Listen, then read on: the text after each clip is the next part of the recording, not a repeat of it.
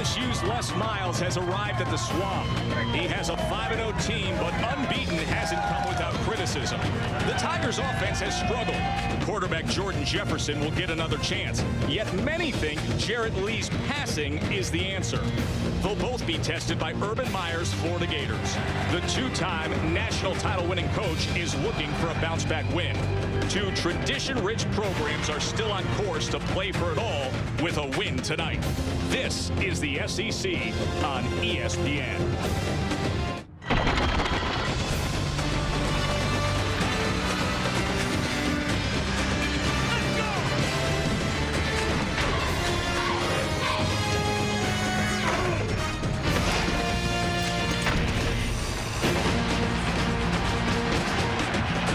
We welcome you to ESPN's College Football Primetime, presented by Hampton Hotels. There are few scenes that can compare to this. Florida's Ben Hill Griffin Stadium. Under the lights for a key SEC showdown. Number 12 comes in unbeaten to face the 14th ranked Gators, who are coming off their lone loss. Of course, the man of the day in college ball is the head ball coach. In 66, he took the Heisman here today. He pulled off the big upset of Alabama. And a look at the conference standings, and you can see why Florida is still very much in play. Wide open now that Bama has lost. Florida can get to the conference title game if they stay the course. Of course, LSU, a big opportunity as well in the West. We have late-breaking injury news. Let's get down to the field and Holly Rowe. Well, guys, throughout the course of this week, there have been questions about the health of quarterback for Florida, John Brantley. He suffered a rib injury against Alabama last week. Now, normally we're allowed to go to practice Thursday. We weren't able to go to see how much he practiced, but Urban Meyer told us he was very limited in what he was able to do. But now we're learning that there may be more than just the ribs to be concerned about. When he came out today for pregame warm-up, he's got his thumb on his throwing hand taped. Now, he didn't appear to be in any discomfort during warm-ups. He went through his normal warm-ups, but at this point, we don't know just how injured John Brantley is and how much he'll be able to play tonight, guys. As a backup, though, they have two other guys that they've given reps to this week, so we'll see how he can go. All right, Holly, thanks for the report. Alongside Todd Blackledge, I'm Joe Tessitore. What do you think this is going to make for tonight? Well, it could be a problem because the best thing that John Brantley does is throw the football. Now, I watched him in warm-ups. It didn't seem to be an issue. The problem could be if he gets it banged at any point in the game, how does he respond to that? Now, on the other side, LSU is 5-0, but a lot of doubters based on that controversial win last week and quarterback concerns for them. Well, they played two quarterbacks, and it worked because 434 yards was the best offensive output of the season. They'll play him again tonight. It's a matter of who takes care of the football. And the Gators come out, a team that Urban Meyer says responded very well in practice this week. Florida has won 12 straight home games. Of course, LSU brings the #1 SEC defense to the Swamp. Last year, they had a 5-0 team just like this year, and Florida handed them their first loss of the year. Last time they moved their mark to 6-0, they went on to win the national title. When we come back, one columnist called it musical chair ineptitude. We'll discuss LSU's time crunch ending against Tennessee. Kickoff when we return to Gainesville. Tigers, Gators, this is the SEC on ESPN.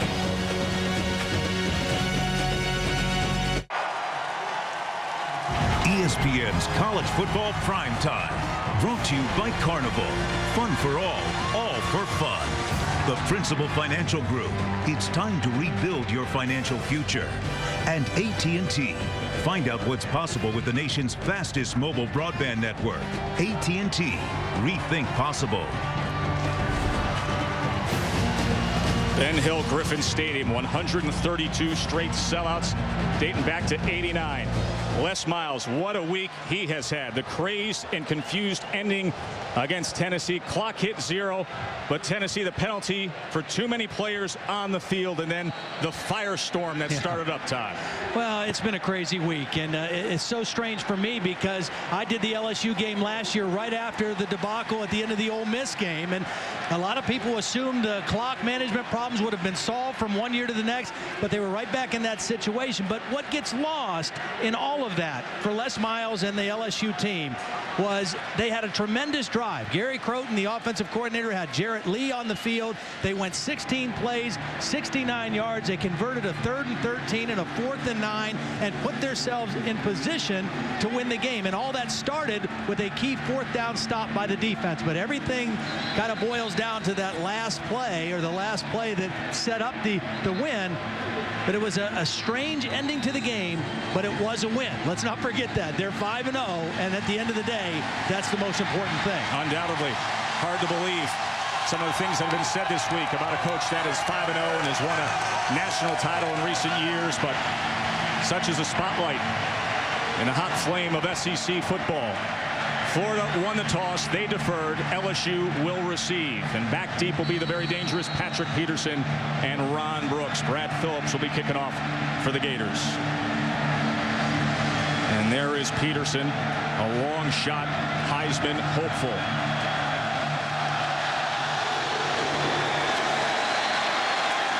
Peterson from the 5. And he's able to get it out to the 33. Tackled by Brandon Hicks on special teams for the Gators. And Todd, last week, opening play for Jordan Jefferson. Yeah. 83-yard touchdown run. Yeah, I'm sure Les Miles and Gary Croton would love to see that again. It was just a quarterback run. It wasn't an option. It was a designed run, and he split through the secondary and was gone. He is more of the running threat. Jarrett Lee, more of the drop-back passing threat. High formation with Ridley. Randall in motion. And here is Ridley. Out to the 38. Let's take a look at the skill position players for the Tigers.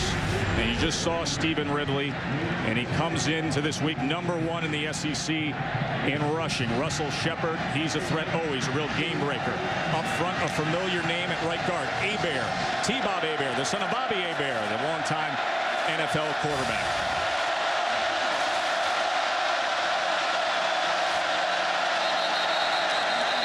And the flag comes in.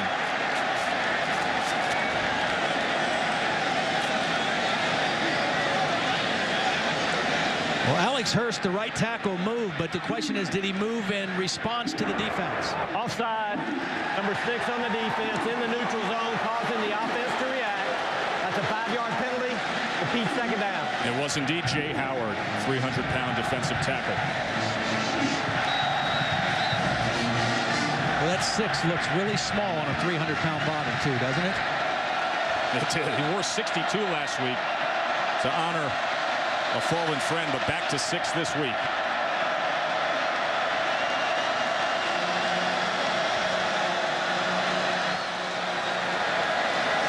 Correction, there is a first down on the play. 1st and 10. So they move the chains after the penalty. Last week, LSU started with Jefferson, and it was the 3rd series when Jarrett Lee entered the game, and then it was kind of back and forth for the rest of the time. I think we'll probably see a similar pattern tonight for the Tigers. Shepard now in the backfield with Jefferson. And Shepard gets the call. Tries to get to the edge, but he's unable to get to the original line of scrimmage. And a look at that Gators defense, clad in orange tonight. And up front, watch out for the very active Duke Lemons. The linebackers are led by the steady senior leadership of A.J. Jones, a veteran guy in control. And in the backfield, they rave about Ahmad Black, a small guy, but he plays big. So a loss of 1 on the carry by Shepard.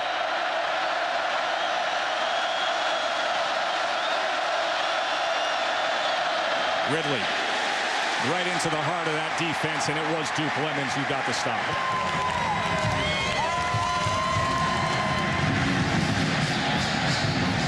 This is where Jordan Jefferson has to be smart. You know, if you know as a quarterback that you're not going to play the whole game and you're going to be in and out, the pressure that you feel sometimes is that I've got to make a big play every big situation. And he can't do that. It's more important that he takes care of the ball and manages the game than make big plays every time. Empty backfield for Jefferson here on 3rd and 9.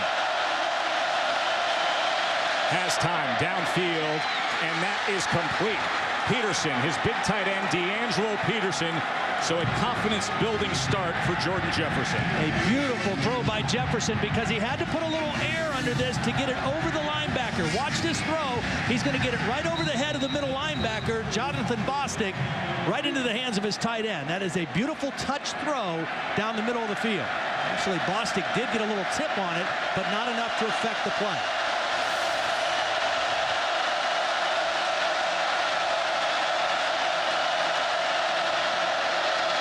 Shepard nowhere to go as Jay Howard smothered him. I don't know if that was a read play for Jordan Jefferson or not, but that's one that he has to keep. I mean, they chased that play down, and the running back had no chance, but Jordan Jefferson had some grass in front of him to the left side. He's got to take note of that. If they're going to overplay the run, that's when he has to make himself known as a runner. 4.5 tackles for loss now for Howard, leads the team.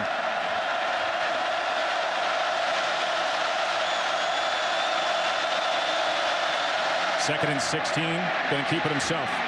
And straight up the middle goes Jefferson, 3 yards past the original line of scrimmage. Bostic made the tackle. I think Gary Croton saw the same thing. If they're going to overplay the run to Shepard, then the quarterback has to keep. Now, it wasn't as big of a hole, but it was still a good positive gain, and a nice job by Jefferson just going north and south and getting him into a manageable 3rd down play. Really what he does best. Last week struggled with the passing game. Had that 26-yard reception to put them in position here. Now facing a 3rd and 7.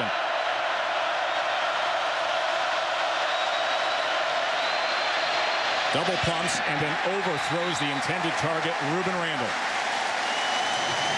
Florida came with some pressure trying to knock LSU back out of field goal range with a sack.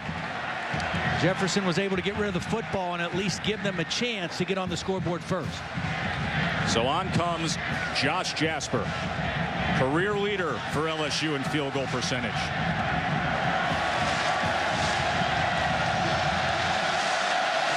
This from 44.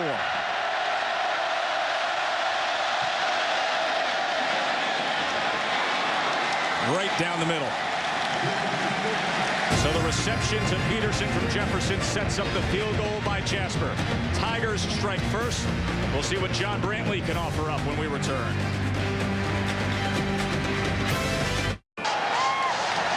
Urban Meyer knows what this series means facing LSU. 6th straight season, both teams have met up ranked in the top 15.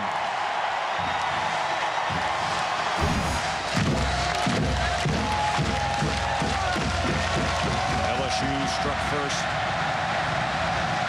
44-yard field goal. Now Clark and DeBose back deep for Florida. DeBose late to get a handle on it, and then goes down just over the 5-yard line. So a special teams miscue for the Gators. And that's huge in this game. With 2 defenses as good as we have, field position and special teams play become very, very critical. LSU had a good kickoff return to start the game. That's a poor kickoff return for Florida. So the junior John Brantley, who you probably heard all week long about the sore ribs, injured against Alabama, and now Holly reports earlier dealing with a bad thumb.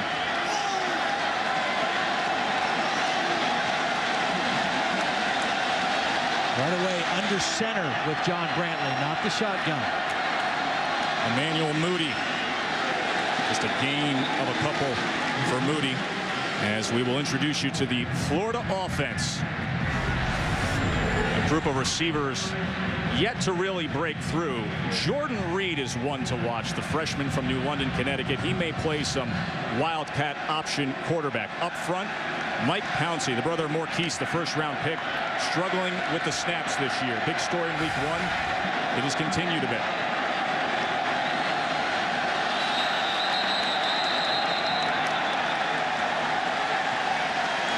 Marius Hines early off the start there is going to back him up a little bit more here.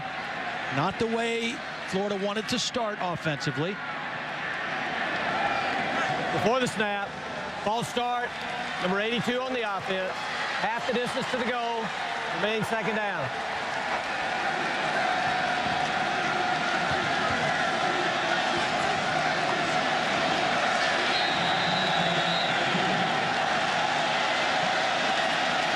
Moody remains the lone back as Brantley checks at the line. Pressure right up the middle. And he goes down. A penalty marker comes down as he struggles for yardage. We'll see what the call is as Drake Nevis just blew that entire play up. Well, they tried to cut him off with Jalapeno, the guard. It wasn't the center, Pouncey, who tried to block him. The guard tried to cut him off and missed him completely. Drake Nevis is an absolute monster in the interior of that defensive line.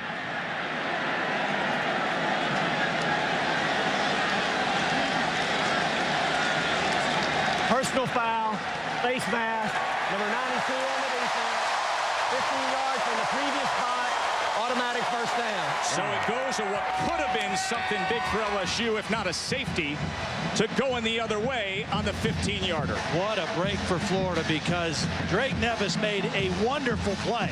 Just beat the guard. Watch him slip inside the right guard and just got his left hand on the face mask on the way down. Obviously inadvertent, but a huge break for the Gators. Ball came loose there. You saw Moody pick it up. Penalty markers were already flying in at that point. Inside handoff now. And it was Nevis. This ball may... Now the officials are signaling there at the 18-yard line. Okay. Well, right away you see that this LSU defense feels confident playing against Florida's offense. Whether John Brantley is healthy or not, they feel like they can match up and play, especially at the line of scrimmage, and they've shown that already. Here's Moody. Just a gain of about 2, and you see how active that front of LSU is. Here's a look at that Tigers defense. They lead the conference in total defense. Nevis has already made a statement early on here. Kelvin Shepard can run sideline to sideline. He leads the team in tackles, and in the backfield, one of the best in college football, Patrick Peterson.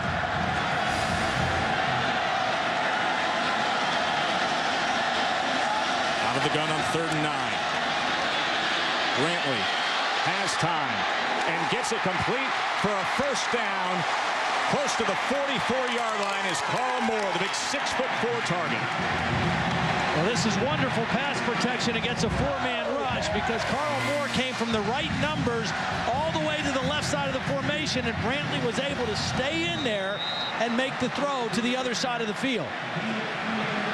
And that's what Carl Moore does. That's 9 catches in a row for him that has either converted a 3rd down or a 4th down. When it's a clutch down situation, Carl Moore is pretty good. And all of his receptions against Kentucky, Tennessee, and Alabama moved the chains on 3rd or 4th down. Impressive. Mr. Clutch for Brantley. Timeout, Florida. That's their first timeout of the half. So after the 24-yard reception on 3rd and 9, we take a break. LSU up 3-0.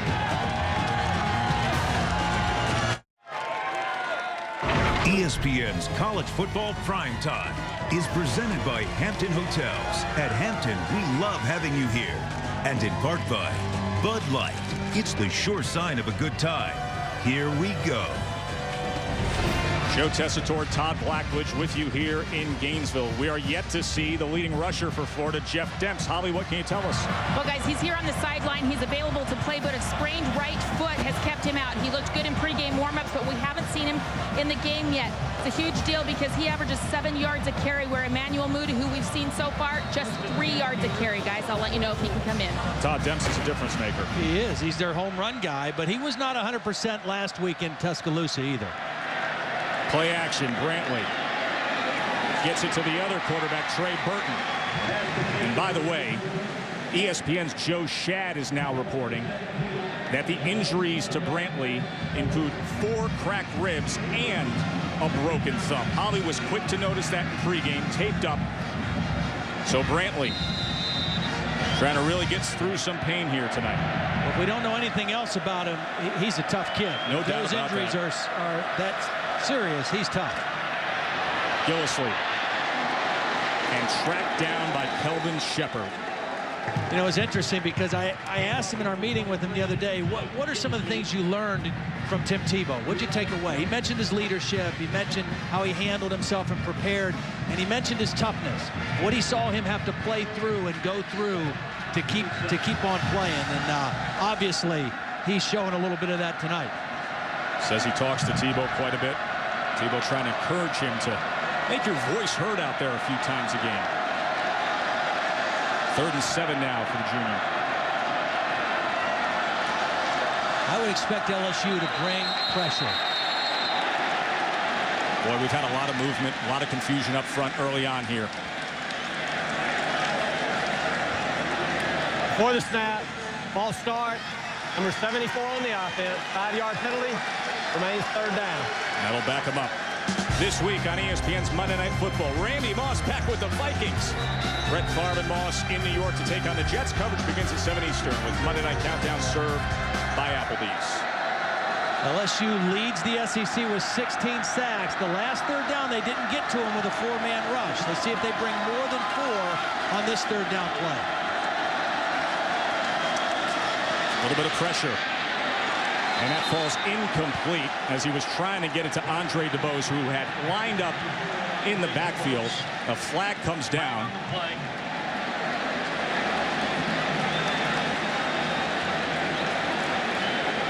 I think that was Tyrann Mathieu, number 14, who got his hand on the football, went airborne. And that's against Florida. A personal foul now. Is that a dead ball? Will they move it back, or was it during the play? Boy, referee Steve Shaw has already earned his paycheck here in this first quarter, hasn't he, Todd? They did come with the pressure from the left side, and Tyrann Mathieu, number 14, is the guy who got his hand on the ball, and then they just pile drove him at the end of the play. They were mad that he got his hand on the ball, and they took it out on him. During the play, personal foul, number 76 on the offense. That penalty will be declined. It'll be 4th down. So 4th down makes for an interesting situation because since 05, Florida's given up the fewest punt return yards in the country. And now Chaz Henry will be punting to Patrick Peterson, perhaps the most dangerous special teams player in all of college football. Remember, he had the 2 punt return touchdowns this year, one against North Carolina, the other 60-yarder against West Virginia. Going to let this go into the end zone. So that duel will have to wait for later. Of course, Peterson, and he's talking about him as a long shot Heisman candidate.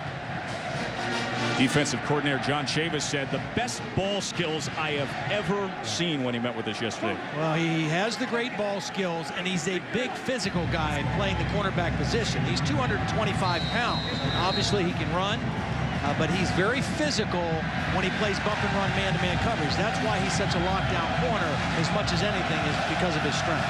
True freshman Alfred Blue now comes in at running back for LSU.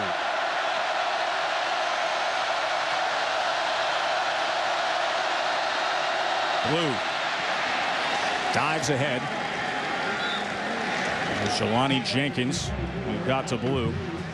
The reason that Jordan Jefferson, even though he's struggling throwing the football, is still a valuable weapon for this LSU offense is because of his ability to run. And just the threat of him pulling that ball and getting to the outside makes a Florida defense play honest. And that opens up running lanes because the quarterback is a definite threat to keep it and make a play on the perimeter. One of the reasons why Ridley's had a lot of success. And now Russell Shepard in the backfield. Jefferson to pass, wide open, over the middle. Chase Clement. And Clement goes up and over to the 45-yard line, taken down by A.J. Jones. But Todd Jefferson having some success over the middle with the tight end. He's reading the defense. This was a zone blitz, and they voided that zone area. And Jordan Jefferson saw it. He read it quickly and hit his tight end for a big completion. 2 guys blitzed from that area, and nobody got over to cover that zone, and Jefferson did the right thing. Ridley comes back in. Fresh set of downs for the Tigers.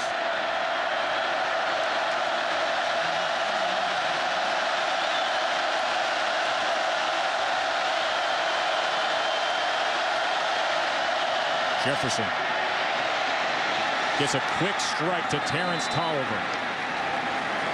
So a good start for Jordan Jefferson. Remember last week against Tennessee on the bench after going 3 for 10. Well, and he's confident right now. I mean, that was an audible at the line of scrimmage. It may have been a check with me and had 2 plays. That ball got tipped, but had enough juice on it to get to Tolliver. Todd, a lot of folks have been critical of him for being indecisive, holding on to the ball too long, but doesn't look like that right tonight. 3 for 4, 56 yards.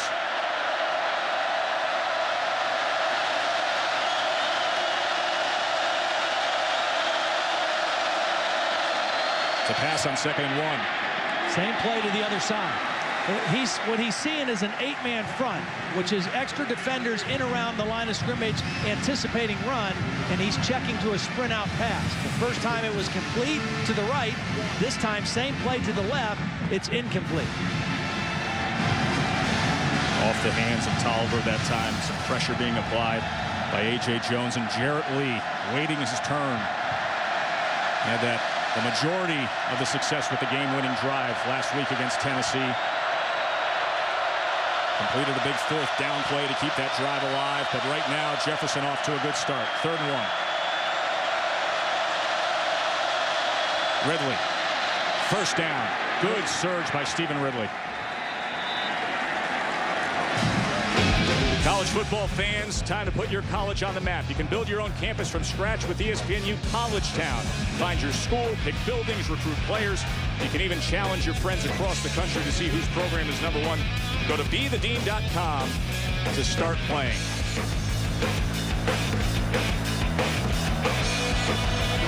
I like the way this guy runs the football. I mean, he doesn't mess around, dance very much. He gets low, good balance, and he runs physical. Gets the call again. That time taken down just after a minimal gain. It's funny, last year when we covered LSU, he started out the year like the 15th tailback, and they kept getting guys hurt, and pretty soon he was the only guy they had that could run, that was healthy, and he really seized that opportunity to be the feature back, and now he not only is their starting tailback, but he's leading the SEC in rushing. Fast and powerful. 3 times this year he's gone over 100 yards already.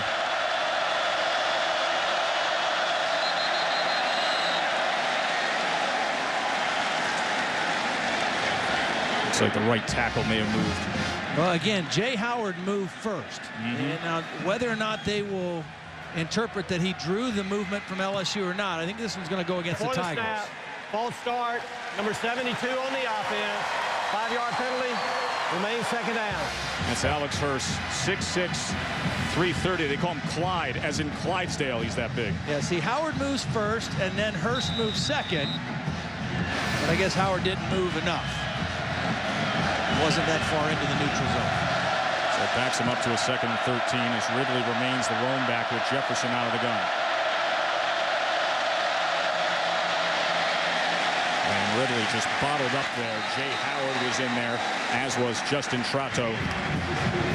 Now, last week we mentioned LSU, the best offensive output of the season, 434 yards, but they only managed 16 points. They scored on the first play of the game, the last play of the game, and one of the problems was penalties. They had 9 penalties, and 7 of them were on their offense, and penalties just like that set them back behind the chains and brings up tough situations like this 3rd down and 12. They bookended those scores against Tennessee. Everything in between, it wasn't pretty. Yeah. 3rd and 12. Jefferson, here comes pressure. Intercepted.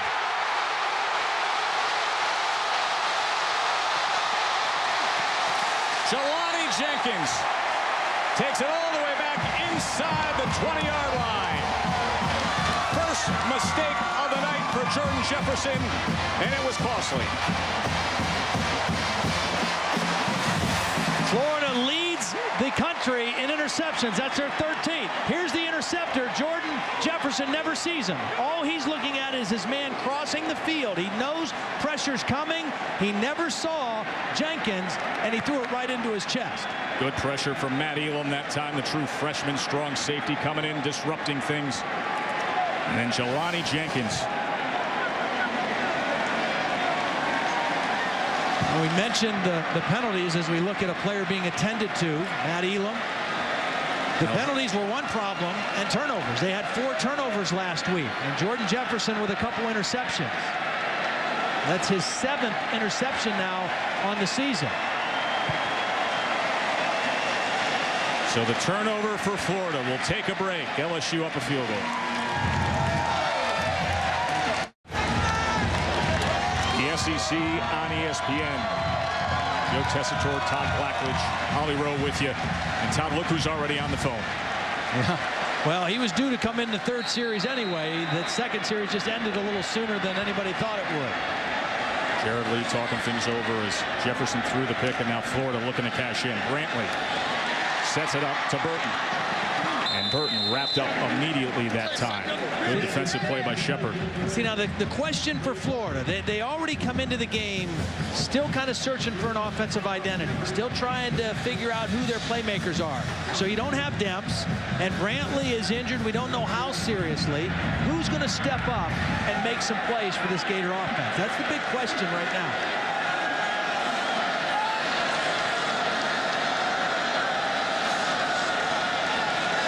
Brantley looks over to the sideline here on 2nd and 11. Gillislee joins him in the backfield. Swings it out to Gillislee. Wide open space in front. And it'll be 1st and goal for the Gators as Claiborne was able to ride him out. Let's take a look at how Florida's doing in the red zone, brought to you by Verizon.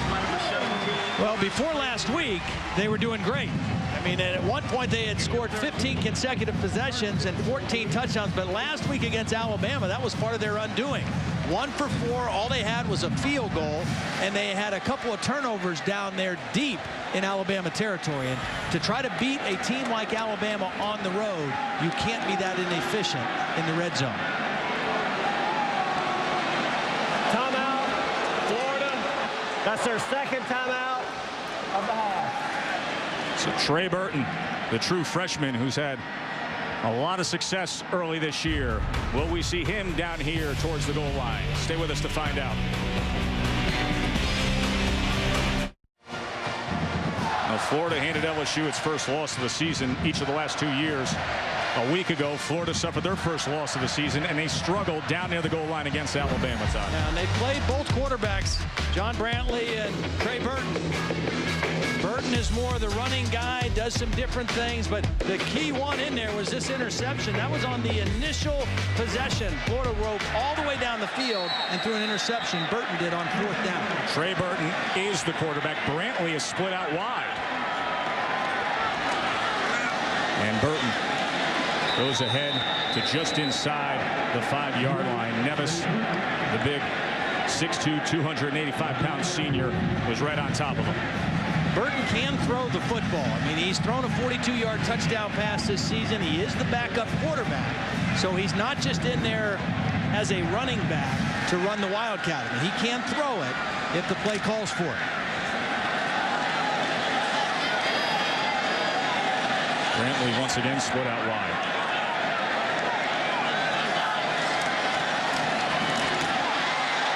Gillislee fighting for that goal line, and they're going to mark him just short.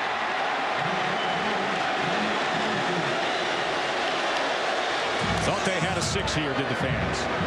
It's a nice job by Burton, securing the handoff and keeping it with the dive back Gillislee and not pulling it to keep himself. He held it as long as he could. Drake Nevis was right in his lap, and he did a nice job of getting the ball to Gillislee. See the final seconds of the first quarter ticking down here.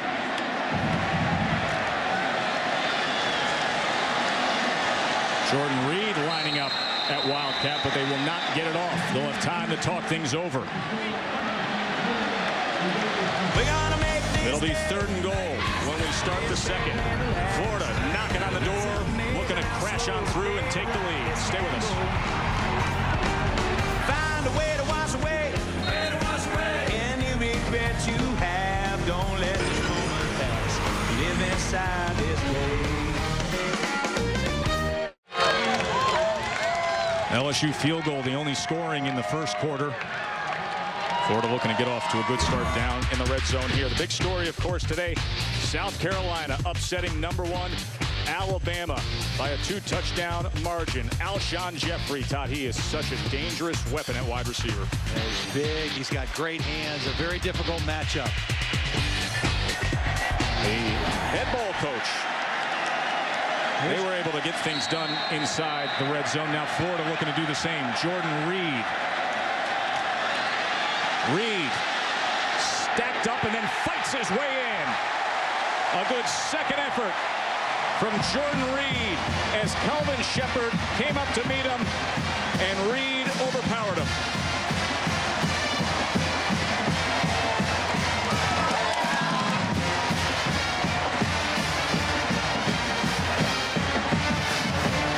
If that was Trey Burton, maybe Shepard stands him up and drops him short of the goal line. But Jordan Reed's 20 pounds bigger than Trey Burton. Jez Henry tacks on the extra point.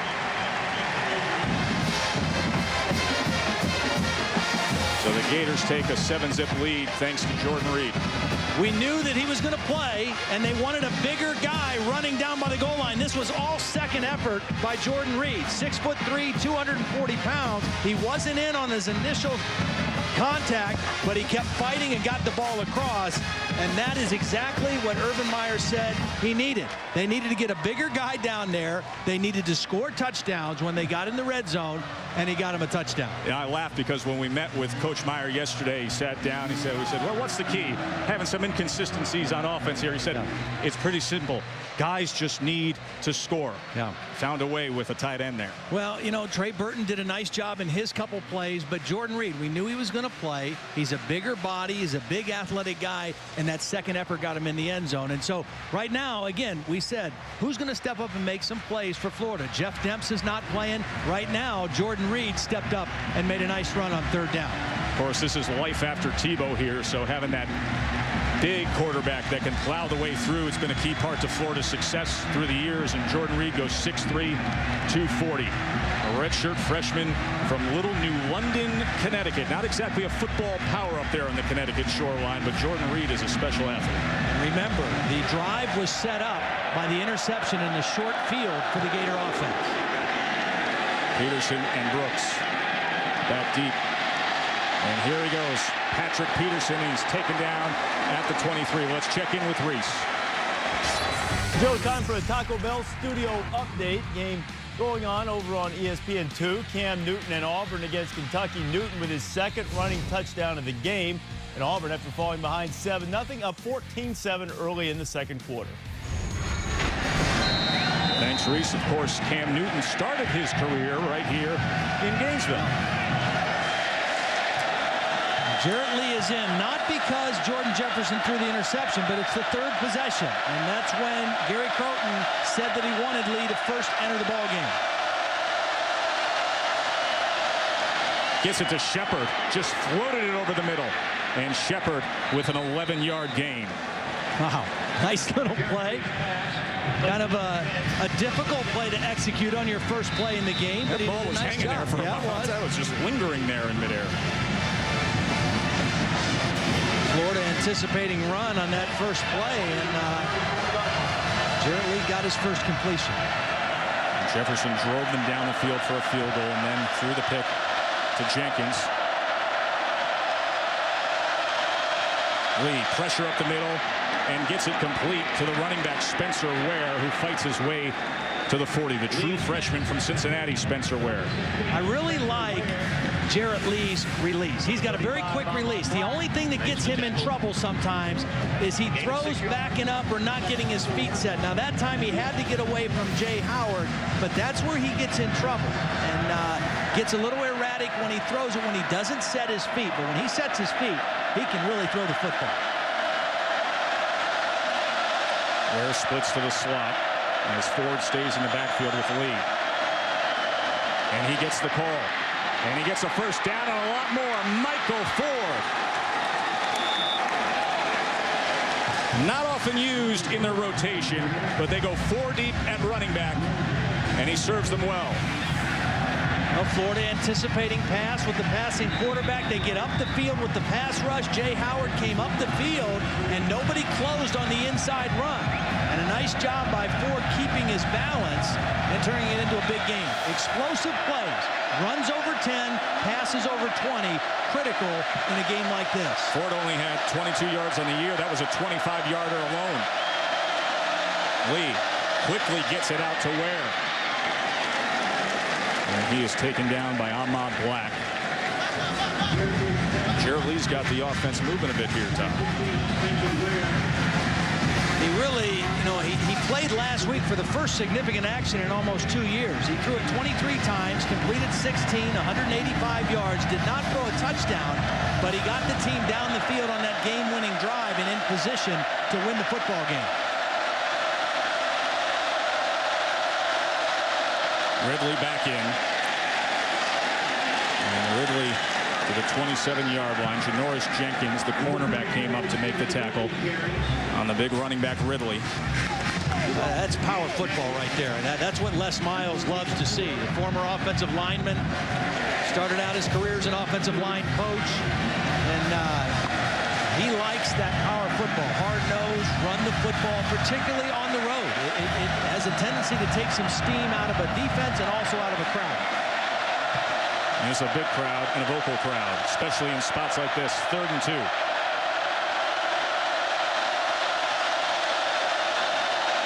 Ridley trying to fight for it, and he spins and gets it. Jenkins did come up and wrap him up, but Ridley, the bigger guy, able to power on through.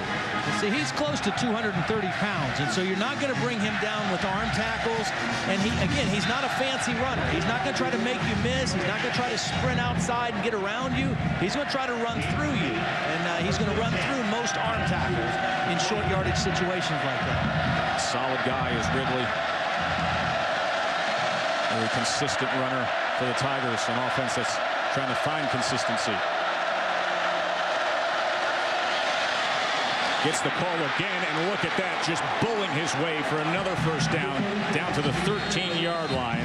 Finally stopped by Will Hill. What a beautiful run. Watch his eyes. He sees a crease, and then watch him plant his foot and come right back inside. Instead of taking it too far outside on that run, he saw the end closing, saw a gap right up behind the center, and turned it into a nice game.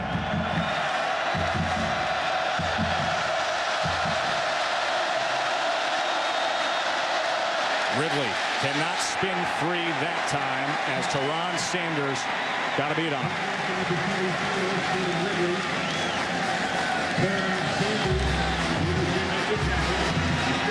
Big 300-pounder, Bradenton. Ridley will come out and take a blow. Ford comes back in. Remember, he ripped off that 25-yard run.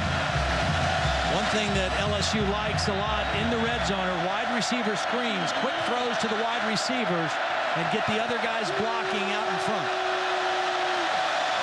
Lee sprinting, now looking back. That ball is batted down. Teron Sanders, 2 good plays by Sanders. Yeah, they tried to throw a wide receiver screen off of a throwback. They sprinted the quarterback to the right and tried to throw it back and set up a screen on the other side, but Sanders was able to get his hands on the football. Watch him come around the outside, times his jump, and almost creates another interception for the Gators. Not bad jumps for a 309-pounder. Sanders comes off for 3rd and 11.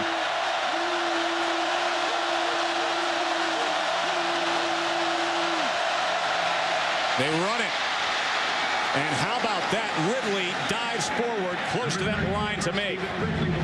See, when you have a power runner, they're a little short, I think, but when you have a power runner and your offensive line is feeling confident and you're going against a nickel defense, there's more smaller guys in there. There's less big linemen and there's more linebackers and defensive backs. So you have the ability to run the football.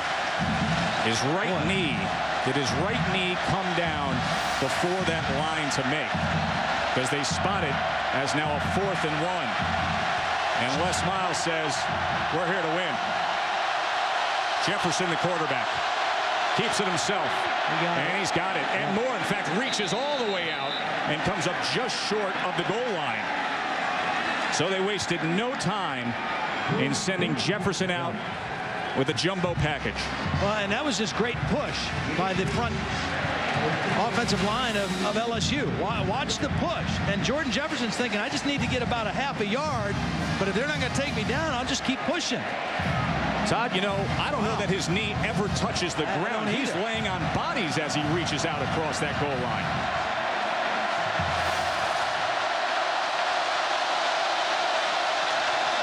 Ridley. And he comes up short. Jay Howard brought down Ridley, but you go back to that play by Jefferson, and boy, that could have been reviewed for potentially a touchdown. Well, and every play is reviewed in college football. I'm a little surprised they didn't buzz down and stop the action to take a look at it. Here it is again. Jefferson is keep pushing. He's pushing. I don't know that his knee ever touched the ground and he reached the ball out. But nonetheless, it's 2nd down and 1 for LSU.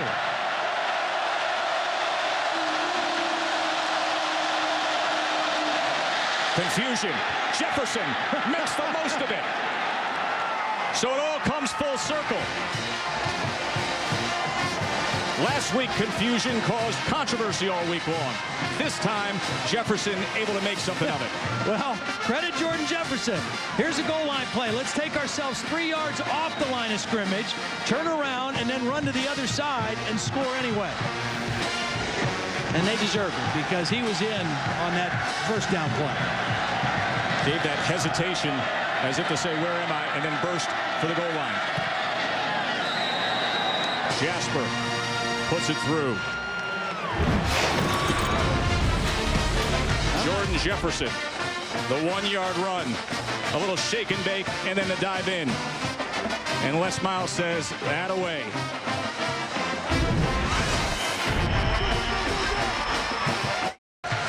Jordan Jefferson just put the Tigers up 10-7. Holly? Well, when Jordan Jefferson jogged to the sideline after that touchdown, his head coach met him, and Les Miles, the first thing he said, what happened? That was actually a busted play, guys. Jefferson looked down at his wristband, talked to the coach about it. I did see him talking to number 88, Chase Clement, as if that was part of the mix-up, but Jordan Jefferson made the most of that broken play. Did he ever? Yeah, you're taught. I mean, if you miss a handoff or something like that, don't go outside. Go right back where the play was supposed to go or close to it and see if you can make something out of it. Jasper to kick, and DeBose and Clark back deep for the Gators. Here's DeBose from the 6.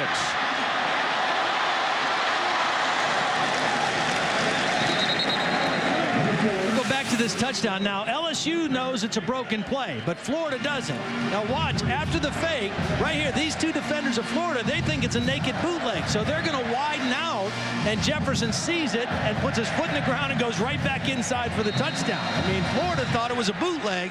Jordan Jefferson knew it was a broken play, but he made a great decision and got a touchdown. So back comes John Brantley. I told you, dealing with injuries tonight. Cracked ribs, the broken thumb. Trailing by 3.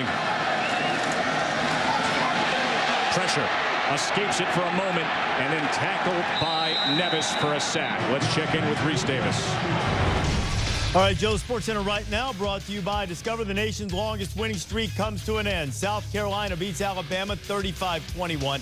Tide's first regular season loss since 2007. Steven Garcia with outstanding 3 touchdown tosses to Alshon Jeffrey. And also the American League Division Series, Rays and Rangers now 4-2 in the 9th. 2 outs here. Carl Crawford hit a home run to give Tampa Bay the edge and tried to keep them in the series. All right, Reese. Moody trying to get free. Able to gain a few yards as Kelvin Shepard was tracking him every way.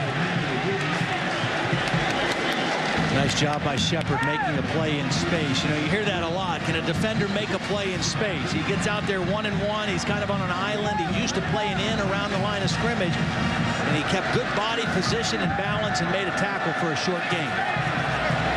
Smart, fast, for vocal leader of the defense is Shepard. 3rd and 12 now. Pressure again. And Brantley just able to get it out for the incompletion. Now, I think what John Chavis, the defensive coordinator, is thinking right now is, look, we can cover these wide receivers man-to-man. And so let's pressure this quarterback. He's not a runner. He's not a real threat to get outside of us. Let's bring a lot of bodies at him and see if we can tattoo him a little bit and put him on the ground. That was LeVar Edwards who came in with the pressure that time. Patrick Peterson back deep. Oh, he fumbles the ball. Peterson could not hold on to it. Florida football. Ahmad Black on special teams.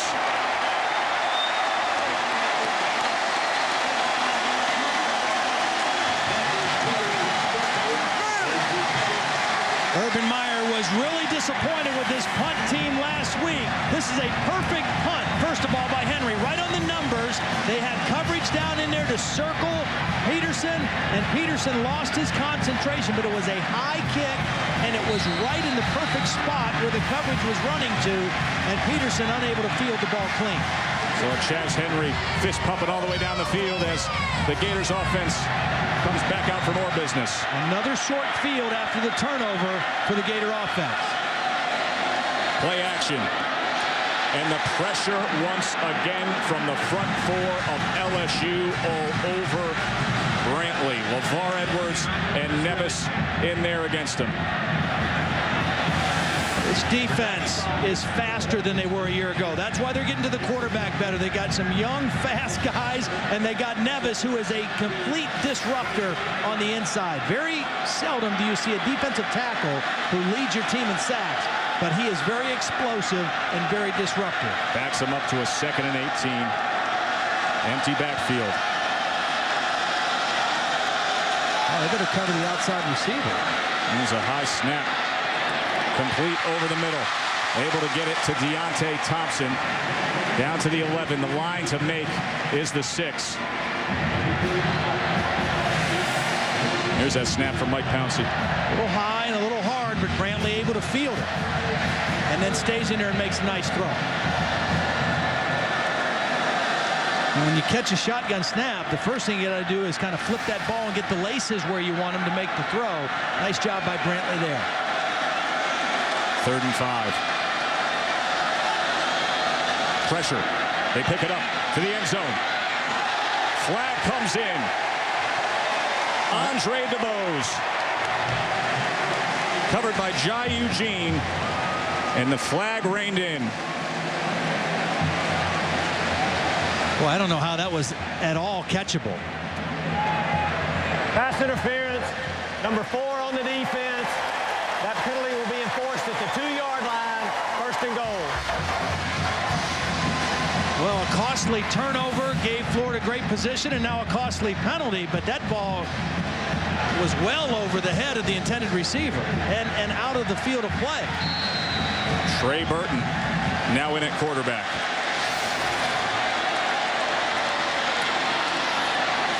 Burton stretches ahead to the 1-yard line as Ryan Baker was quick to wrap him up. Burton, a true freshman who broke Tim Tebow's record for touchdowns in a game. That happened against Kentucky. He had 6. Does it every which way, Todd. He'll line up anywhere on this offense. Yeah, he's got really good hands. That's why you see him as a wide receiver, a tight end, catches the ball out of the fullback position. Well, they went to that guy before, Jordan Reed, in a spot like this.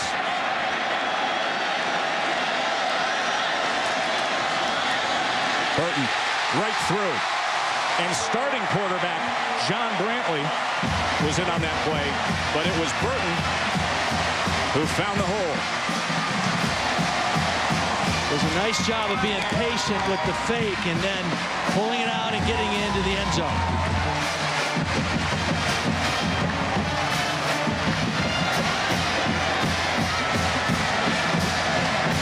Eugene had the pass interference. Henry tacks it on. So a couple of turnovers turn into 14 points for Florida. The long shot Heisman candidate couldn't hold on. Florida got it back and punched it in. 14-10, Gators back out in front.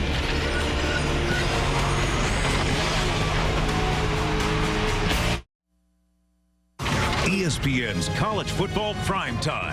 Brought to you by Hyundai. Your view of the world looks better when you drive a car that does everything better, like the Hyundai Genesis. And Sprint, the Now Network. Time for our Aflac trivia question. Now, they got some great Heisman history here at Florida. Florida's had 3 quarterbacks to win the Heisman Trophy. Of course, most recently Tebow. Which school has had more? That is the question, as the officials are going to corral these players who kicked off a little early. Phillips will be kicking to Patrick Peterson, who fumbled that punt moments ago that led to the score for the Gators.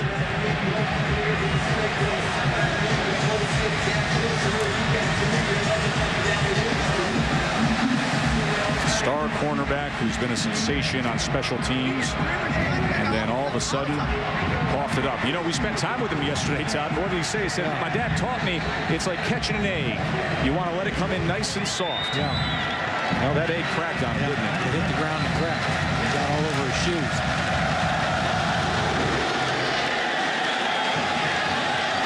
Peterson fakes the reverse to Shepard.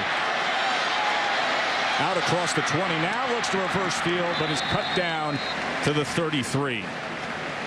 Let's look at our Chick-fil-A drive recap for the last time LSU was out there on offense.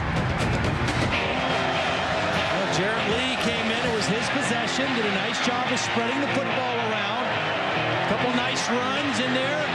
This one by Michael Ford was the biggest gainer.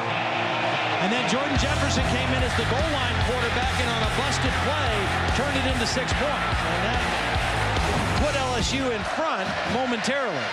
Revolving door at the quarterback position as Jordan Jefferson is now back in. Play action. Gonna run it himself. Now, you say revolving door, but again, it's working for LSU. I'm not a big fan of 2 quarterback systems the way they're doing it. I mean, because I just don't like it as a former quarterback. But it works because these 2 guys are handling it right. They're managing it right. They're different enough in their styles and their strengths that it forces the defense to prepare for a lot of different stuff. And neither one of them is trying to force the action too much. Now, Jefferson did throw the pick, but he's played pretty well. Ridley will be about 1.5 yards short of that first down. When we talked about it all week, it's really where Florida having the multiple quarterbacks is an identity, the Tebow League model. With LSU, it's really a necessity. It's what gives them the best chance to win. Right, and I don't think that they would want to do this if one of those 2 guys would really step up and seize the job, but that hasn't happened. And so they're trying to make the best of it. And again, they are 5-0, and last week was their best offensive output, and they're gaining yards tonight. The pitch to Ridley. He needed a yard. He barely got back to the original line of scrimmage. Janoris Jenkins came up from the defensive backfield and stuck Ridley. Saw some pressure there also by Omar Hunter. Yeah, Omar Hunter was able to get great penetration and come from the backside of the play and get around the legs. First 3 and out by LSU. Eric Hilton will come on. Janoris Jenkins will back up inside his 15.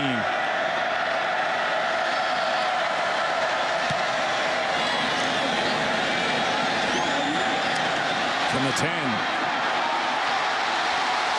Jenkins with space. The punter to beat. And out to midfield. So Florida will have good field position again.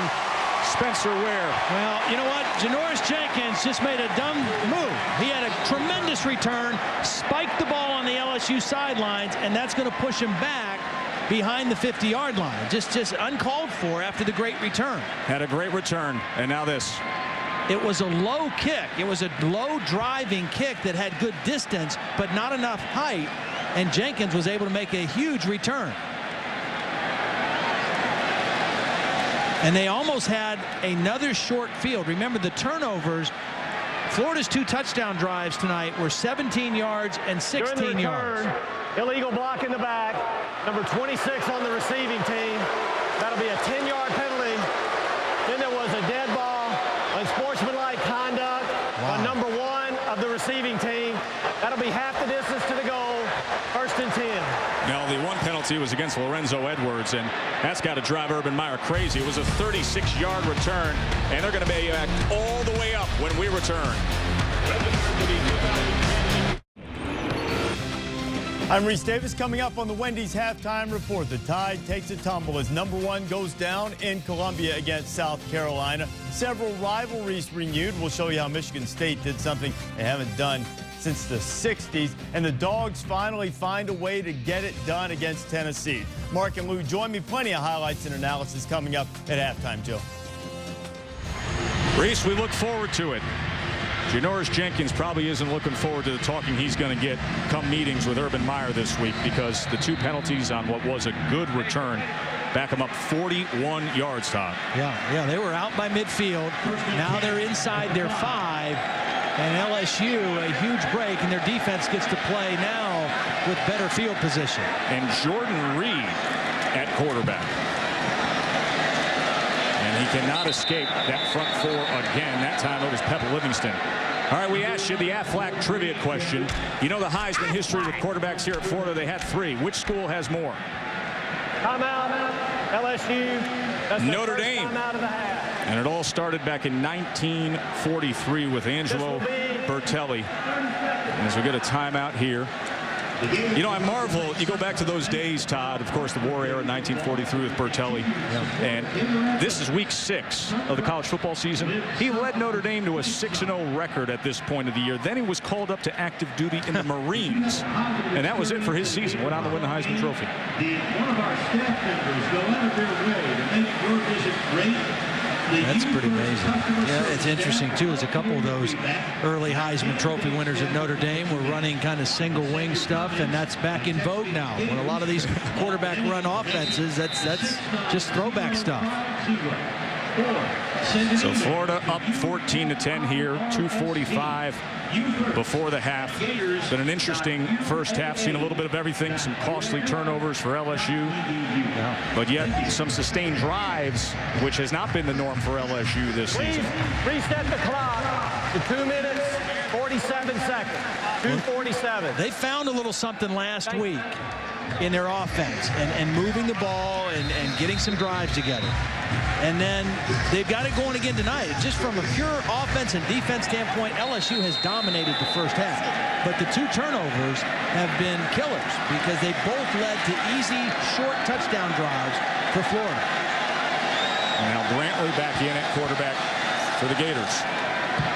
Going to run option. And Gillisley flies forward to the 8-yard line. LeVar Edwards was able to take him down. We'll take a break. Gators up by 4.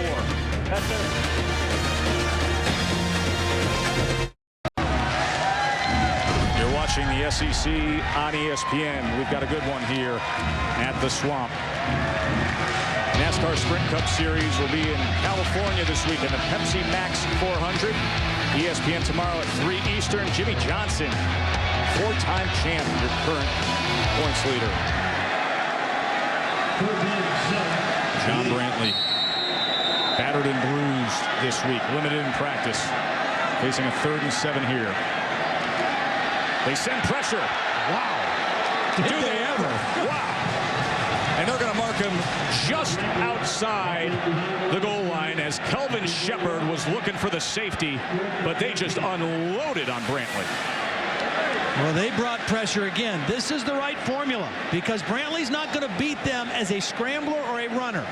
3rd down pass situations, come after him. That was the 3rd sack of the night by LSU, but that was like a tsunami just coming in on Brantley. Good use of LSU using their timeouts to save some time and force the punt.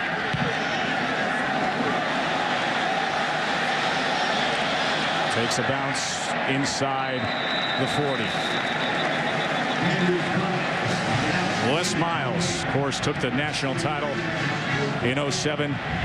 Such a tough week for him in terms of some of the criticism coming off that confused ending against Tennessee, but Boy, numbers are numbers. Yeah, I mean, those are active guys that have been coaching since he started at LSU in 2005. He's in very good company. There's one other guy that can't be on that list because he didn't start till 2006. That's Chris Peterson at Boise State. He's got 53 wins and 2 BCS Bowl wins. But Les Miles has been very successful as the LSU head man. Prime field position. Ridley. Just a gain of 1. Now, one thing we've already seen in this game is the 2-minute offense that LSU runs. The quarterback is Jarrett Lee. When they get in goal line and short yardage, Jordan Jefferson is the quarterback. And that was part of the problem and confusion in the game last week. Lee connects. And look at this as Tolliver gets free. Touchdown, LSU. He took Janoris Jenkins for a ride.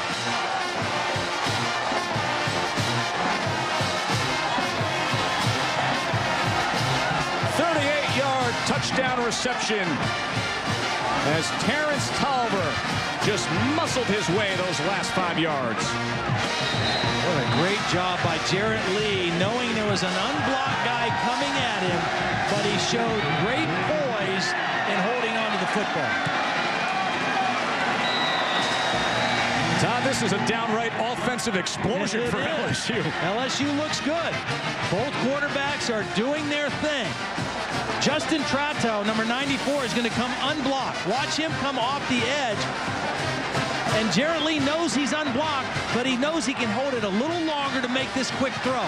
He hangs in there, he steps into the throw, and then poor tackling on the back end by the Gators, and an easy touchdown for LSU.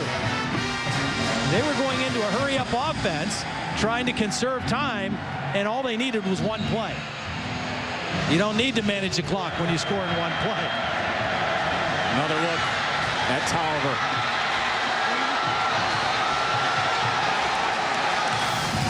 You know, it's funny. The experts talking about this game all week. There was a tone of derision in terms of what the offenses were. You're going to get a 10-7 game. Yeah. This is our 4th lead change of the quarter. Well, and again, LSU has looked more impressive tonight to me because they've driven the football. Now, that was a one play, but they have way more yards than Florida because they've had to drive the ball, and they've had a nice blend of run-pass. Gary Croton's calling an outstanding game. Jordan Jefferson and Jarrett Lee are sharing the quarterback's position very responsibly, and they're both contributing to this offensive success in the first half. 203 total yards for LSU to Florida's 48. Of course, they've had the short field.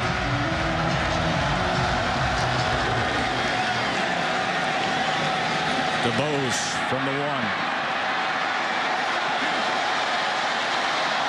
And Andre DeBose is stacked up at the 25 by Daniel Graff.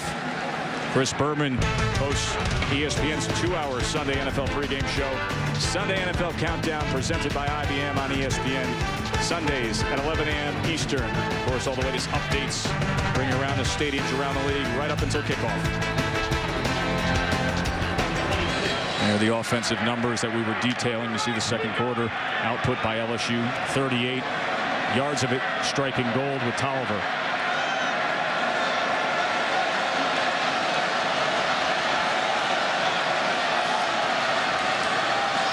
Brantley going to test him deep. And he overthrows Frankie Hammond Jr. I mentioned this a little bit earlier, Joe. The problem for Florida tonight is your quarterback's a little banged up, but he's not showing any real ill signs of it. But your best playmaker is on the sidelines in Jeff Demps.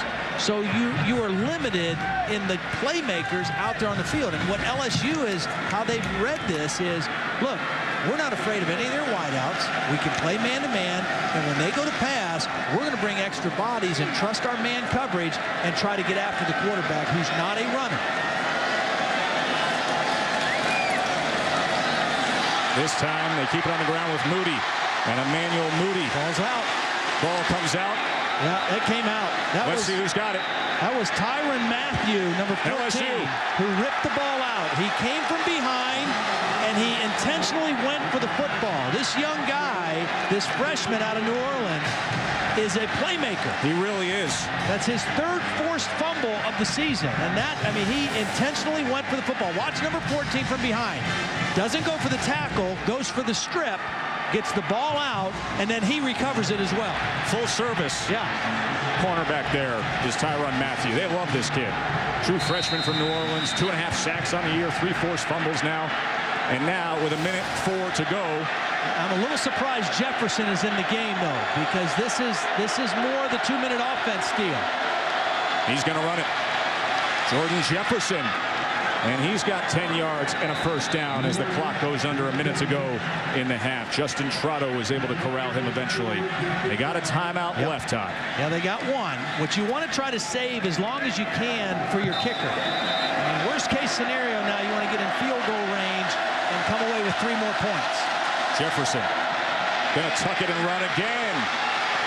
And just slides down to the 20, so they have plenty of time. They're in field goal range for the steady Josh Jasper and a chance to take a couple strikes. 2 nice runs by Jordan Jefferson. One by design and one on a scramble. And he's got him in field goal range. Murphy in the backfield with him. Pressure off the edge, gets it to Shepard. And that'll be marked at the 21 in that clock.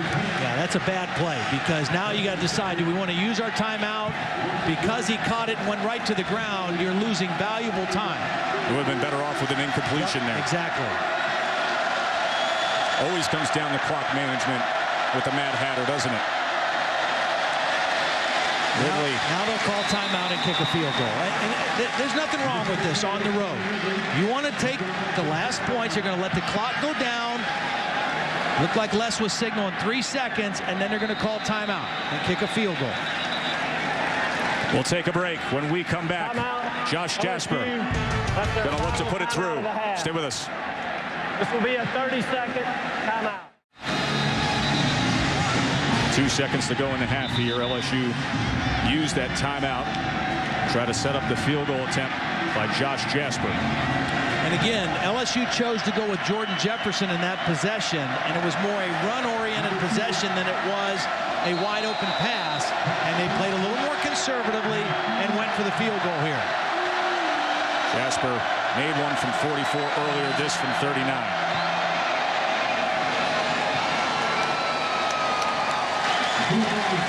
And it sneaks through. So the first half comes to an end with LSU taking advantage of the fumble by Moody. The true freshman Tyrann Mathieu made a smart play, stripped it, jumped on it, and then Jordan Jefferson brought them down the field, and they get the field goal. Holly. Coach, what has to change for your offense to get more momentum right now? Well, a lot. We got to start controlling the line of scrimmage, and we can't turn the ball over. We're just not playing well, obviously. What condition is Jonathan Brantley in? He's fine. I think he's a little banged up, but he's fine. We just got to do a better job protecting him. And running the football, that's a big problem. You said get a block better, but what else can you do? We got to just keep him off balance because they're pretty good up front, but we got to keep him off balance. Some people are reporting that John's thumb is broken, Coach. Is it? John Brantley? Yeah. No.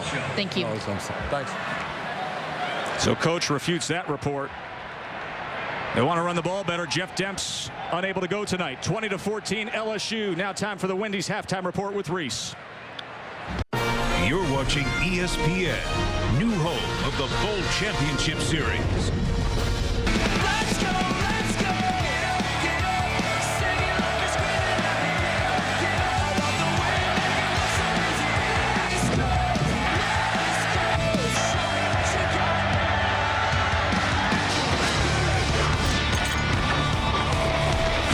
We welcome you back to the Swamp, where ESPN's college football is presented by Hampton Hotels. LSU up 20-14. Joe Tessitore, Todd Blackledge, Holly Rowe with you. And Todd, look at those rush yards by the Tigers. Yeah, I mean, it's really been total domination by LSU in the first half. And if it wasn't for the 2 turnovers, the interception and the fumble punt, Florida wouldn't even be in this football game. No, Florida with a chance to get back in it here on the opening drive.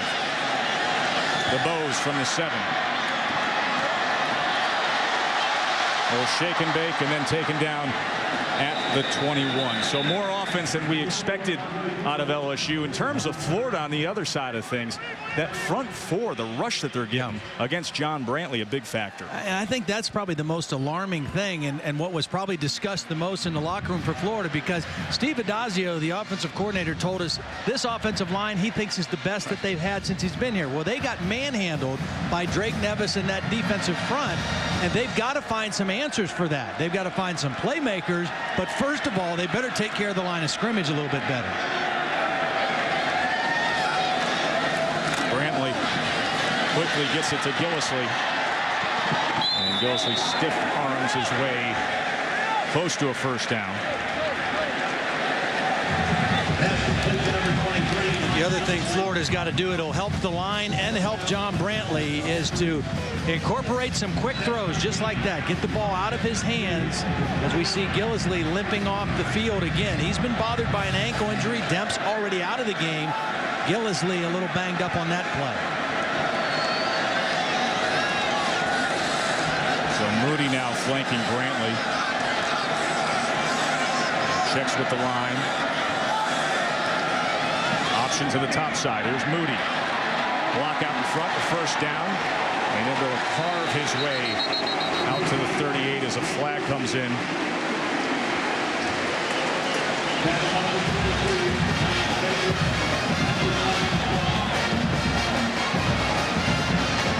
Holding, number 76 on the offense. 10-yard penalty from the spot of the foul. Second down. So the holding on the left tackle will bring him back.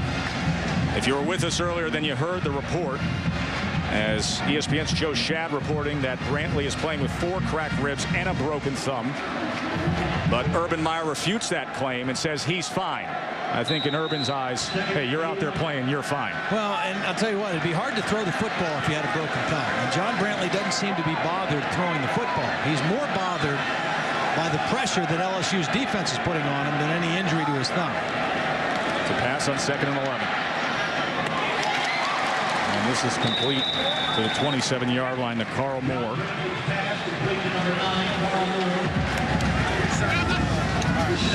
I had questions about this LSU defense, if they were really as good as their numbers suggested, because they haven't played the best offensive teams in the SEC. But they're legit. I mean, they can really get after the passer, and they can cover. 3rd and 6. Moody. And he is wrapped up right away. Flag came in, but Tyrann Mathieu, boy, is he a player. Let's see what the flag is. Maybe a personal foul here.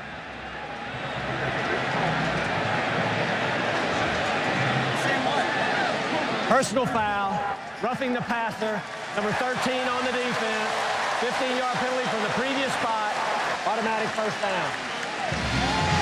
It's Ron Brooks. But you don't like the penalty because it wipes out a really good defensive play, but you don't mind putting another big hit on the quarterback either. Now, if you have 4 cracked ribs, that's not going to do well for you. Yeah.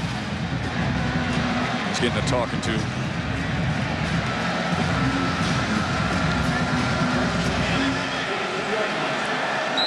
So a fresh set of downs for the Gators.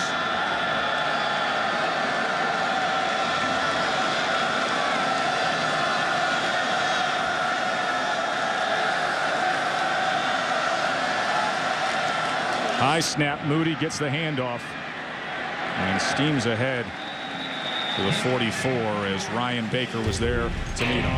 Well, LSU's defensive front has really been the difference in the game so far. I mean, they obviously have the speed to run sideline to sideline, but it starts up front. And pressure on the quarterback was a big part of the first half. Doing a great job defending the run, and they came at John Brantley from a lot of different angles. Once they realized that they could lock down the receivers, they really went after the quarterback and held this Florida offense to 65 yards in the first half and averaged only 3 yards per play. 4 receivers to the near side here on 2nd down. Moody. Emmanuel Moody is trying to get that first down yardage, but Carnell Hatcher came up and met him. See where the mark is. 6-yard reception from the former USC running back who transferred here to Gainesville. Big number 92, Drake Nevis. He's played a big role in this game so far, disrupting things in the center. Now, what Florida might be setting up here, because they've thrown a couple of these quick throws to the running back, is a fake on one of those and try to go deep and try to get a big chunk play. Again, explosive plays against good defenses are critical, and Florida in the first half only had 2. One run over 10 yards, one pass over 20 yards. That's not enough to win a game like this. Just short. Let's check in with Holly. Well, guys, Mike Gillisley is getting stretched out behind the Florida bench. It looks like a cramping issue, but bad news for their right guard. John Jalapio has been taken to the hospital with a compound fracture of his hand. Guys, he is obviously out for the game for Florida. And he's an offensive lineman who they felt was really coming on.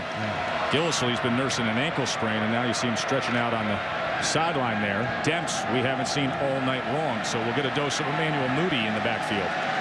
3rd and inches here.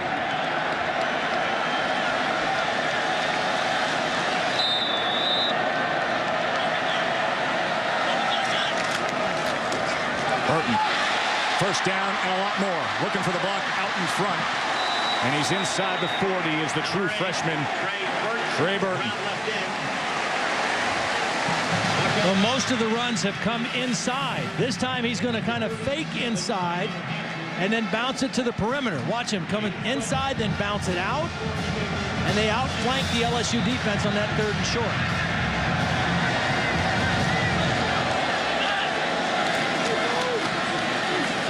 This time they keep it on the inside as Burton gave it off to Moody. You know, one of the other issues with the injury that Holly was reporting to Jalapio is that he was in part of a rotation. You know, and the depth issue now is going to be affected with Florida's offense. That means Maurice Hurt is going to have to play the rest of the game at right guard. Xavier Nixon's going to have to play the rest of the game at right tackle. And in a game like this, you want to try to rotate bodies because defensive linemen are rotating, and they're trying to keep those guys fresh. It'll be a little tougher for Florida here in the second half. What a defensive line that is for the Tigers. Burton shaken free and picks up the first down. Carnell Hatcher corralled him. But now you see, as Burton stays in for a few plays, what he can offer up. This is a design quarterback run. This was not a read option because they pulled a guy to kick out the man that you would normally read on an option and then led through with another lineman. It's a quarterback counter. One guy kicks out, one lineman leads through, and Burton just becomes a running back in that situation. Now Burton's in the huddle, but so is John Brantley. So Burton will split out to the near side as Brantley will work out of the gun here. First down. Over the middle and overthrew Deontay Thompson. Well, there was pressure right in on Brantley, got right by his feet, and he wasn't able to step through this throw. I think it might have been Nevis again, who has just been unbelievable in this game so far. Nevis was there. Kendrick Adams was able to get in there. Watch number 92 get right to the quarterback's feet, and Brantley's not able to step into the throw. He's a terror on the inside as Drake Nevis.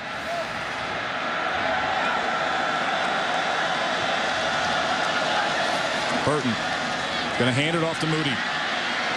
Trying to get to that edge. Cuts back and just gains a couple. And see, that's the difference without Jeff Demps. I mean, Moody's is a fine running back, but he doesn't have that speed to get to the perimeter on a play like that and turn it upfield and make it a big game or even get to the end zone. Demps has that kind of speed, and he's a national champion sprinter who's out with the foot injury right now. So a 3rd and 7. Empty backfield for Brantley. They pick up the pressure this time, and he gets it complete for a first down. Carl Moore secures it down at the 6-yard line, and Florida now with a chance to take the lead. 14-yard reception that time. Well, it was Nevis again who just keeps fighting on the inside and got into the legs again, but not before Brantley was able to step into the throw that time and get the completion. Burton now in that red zone. They like the true freshman. Here he goes. got past that one would-be tackler and tries to inch his way down to the 1-yard line.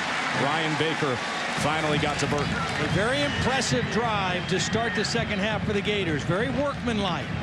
You know, not a lot of flashy plays. Some runs by Burton, a couple key throws by Brantley. Exactly what they need, Todd.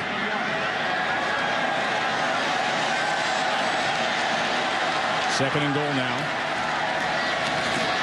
Moody, flag comes in as Moody came up short of the goal line.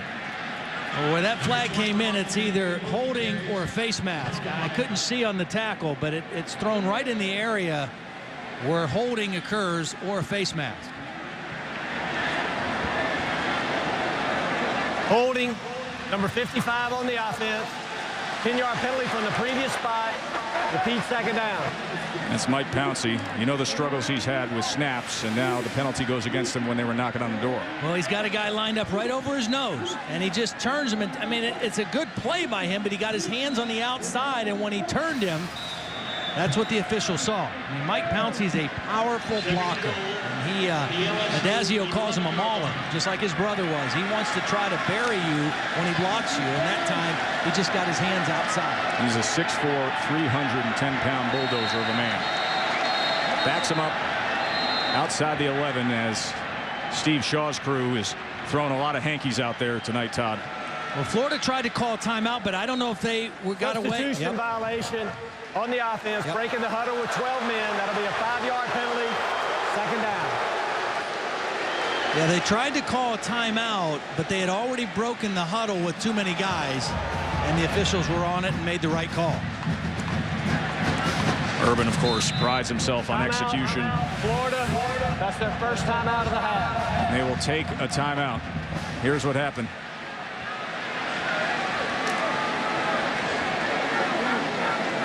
Yeah, the guy who was trying to get off was Stephen Wilkes, the fullback, this is his first game action and has not played. They're really high on him, but was not supposed to be in the play on that particular formation. NASCAR Sprint Cup Series going to rev up in California. Pepsi Max 400. ESPN tomorrow at 3 Eastern. So Florida had a second and goal at the 1. See Jimmy Johnson. Talk about these teams being consecutive winners in the SEC through most of the decade. Boy, Jimmy Johnson just continues his stretch of dominance. Up by 8 points as the chase continues. Florida had a second and goal at the 1, but Todd now backed up to a second and goal at the 16, which does that take them out of the Trey Burton role, and you get John Brantley again? Yeah, I think it takes him a little bit out of the role of him taking the snap, but he'll still be in the field because he's a very valuable receiver coming from a wing or a slot. And here he is right here. That's Trey Burton. So now he's as a fullback or a tight end H-back position. And here he goes as they set up the screen to him, and he is wrapped up right away at the 15-yard line. And that was a good sound play by Kelvin Shepard. Always around the ball, it seems, Shepard is. He's very smart. You know, last year he played all 3 linebacker positions for John Chavis. So you got to be very, very bright to do that. This year he's kind of locked in on the middle linebacker spot. Very active, leading tackler on the team. And this is a 3rd and goal from the 15.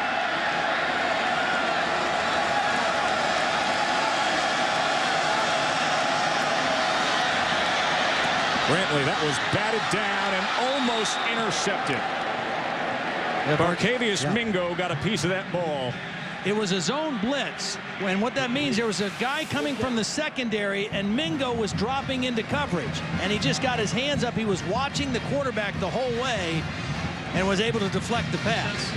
And then Brandon Taylor trying to get after it, but instead Chaz Henry will come on and attempt a 32-yarder.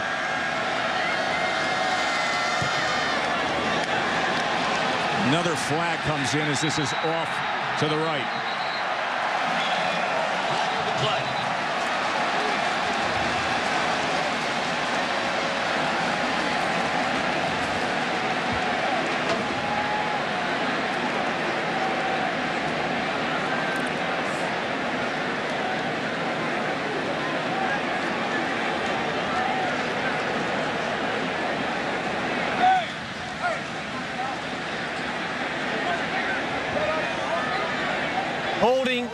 Number 95 on the defense. That penalty will be half the distance to the goal. Remains 4th down. Kind of unusual to see a holding call on a field goal attempt unless LSU was trying to hold a guy and open a gap for a possible block attempt. Very unusual to see that. So Jazz Henry will get a second chance. Caleb Sturgis, the starting kicker, is out with a back injury. Henry's the star punter who has double duties. This now from 25.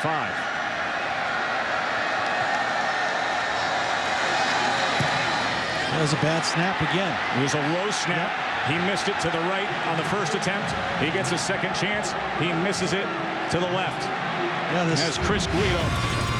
The snap was low, and Crowfoot had to try to adjust it, and it threw off the timing, and back-to-back missed field goal attempts for Florida. And a missed opportunity for Urban's team.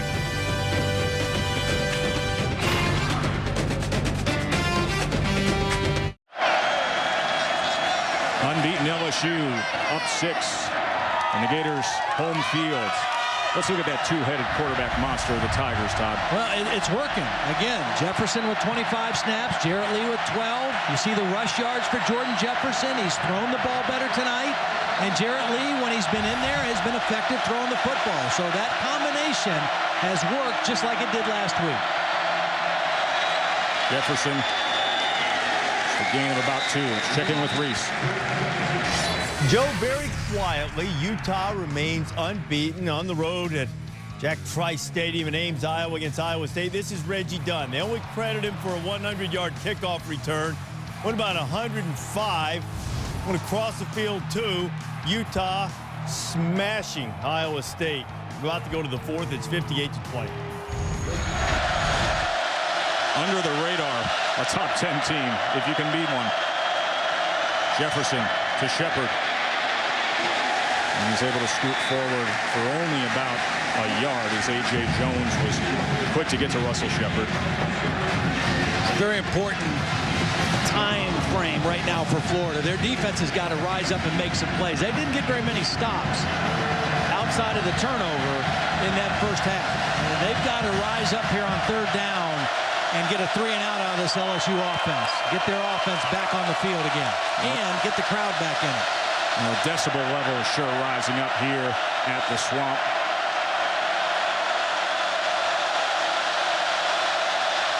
Third and 7. Tolliver. First down and a good burst out to the 38-yard line where Ahmad Black finally got to him. What a beautiful job by Jordan Jefferson. He saw the corner blitz coming. Janoris Jenkins, number 1, is coming, and he saw it all the way. Stood in there and threw right out to the voided area, and then a missed tackle by Will Hill, and Tolliver gets the first down. But it was the quick recognition by Jordan Jefferson that made that play. So back to the I formation on first down. And Ridley will get the call, and he leaps over. And Janoris Jenkins was able to finally get to him. But Stephen Ridley, that hard-charging style of his, Todd. Yeah, I'll tell you, he runs north-south. He's not tricky. He's not fancy. He follows his blockers, and he runs in a very physical way. And you've got to bring something to get him on the ground. Jenkins just got a piece of that leg. He was going Edwin Moses.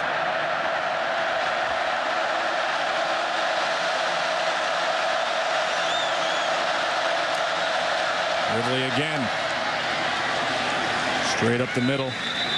Justin Trotto able to wrap his arms around him.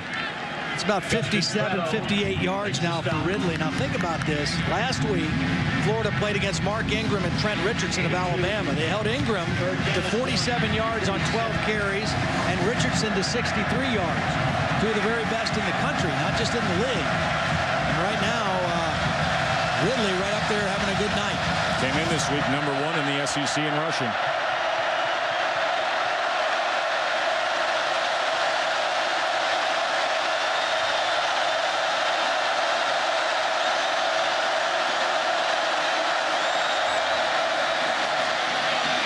And he gets the first down here and another lowering of the shoulder to gain extra yardage. A flag came in across midfield.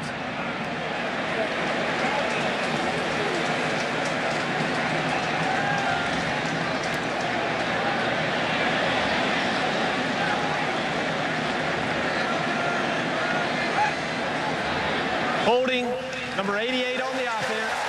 10-yard penalty from the spot of the foul. Repeat third down. It's the extra tight end. Yeah. Play them all. And that changes the situation quite a bit from 3rd and 1 to 3rd and 11. This play clock was going down almost to 2. And Jefferson's, he wants to make sure he had the right play. You know, they had the mix-up down on the goal line, and it was a busted play on a 3rd and 1, and he scored. That time he took a late peek and made the right play. So it brings him back. 3rd down now, he's looking to pass. And he goes down.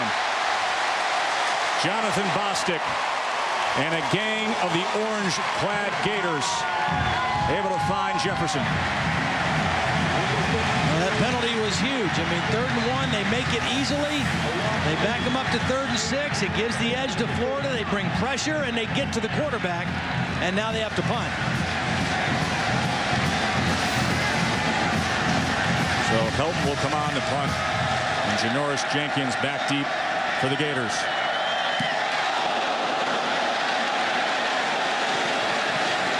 And this goes out. What do you think? You up? So Florida will have the ball. Look how close they came here.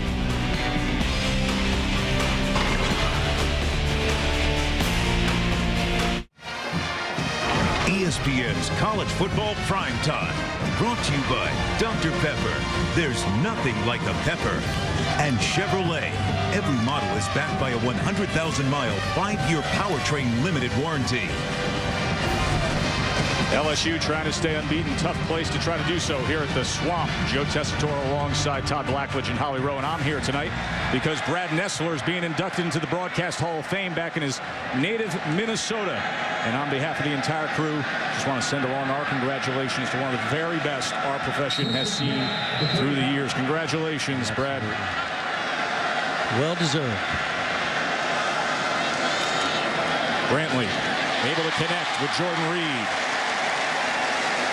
Well, we saw Jordan Jefferson do this the last possession. John Brantley does the same thing. He's going to read the corner blitz, and he's not going to panic. He sees the blitz, he plants his foot, and he throws right into the area where the blitz came from.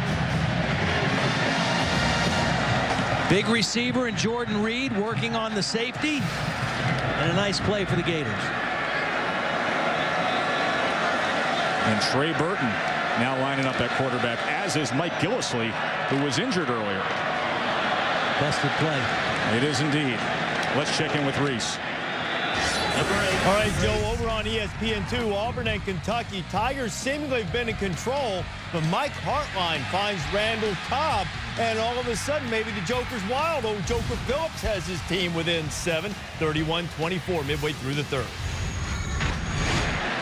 Crazy day in the SEC, becoming a wide-open race. We woke up this morning, everybody thought it was all about Bama, but how things can change.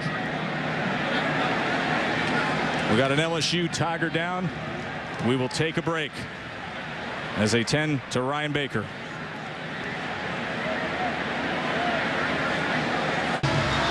Patrick Peterson, who many view as the best cornerback in college football, left the field moments ago while we were away. So LSU will be minus their lockdown corner here against the Gators offense.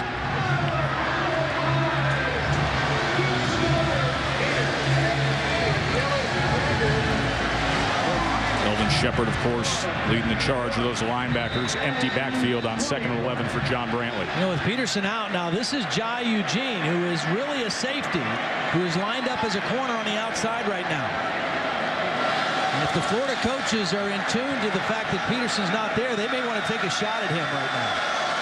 He's number 4. Pressure off the edge. Batted up in the air and intercepted. Claiborne with the pickoff. Morris Claiborne inside the 40. Peterson or no Peterson, they get the job done. Kendrick Adams is the guy, number 94, who comes around on a stunt, gets his hands on the ball. This has happened a couple of times. They've been close to an interception off the deflection. That time, Kendrick Adams is going to get the ball. Watch number 94 come on an outside stunt and get the hands on the football. Can't get to the quarterback, but he can affect the pass.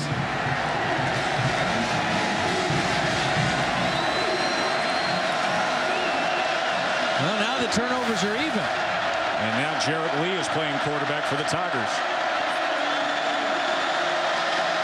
Here's Ridley.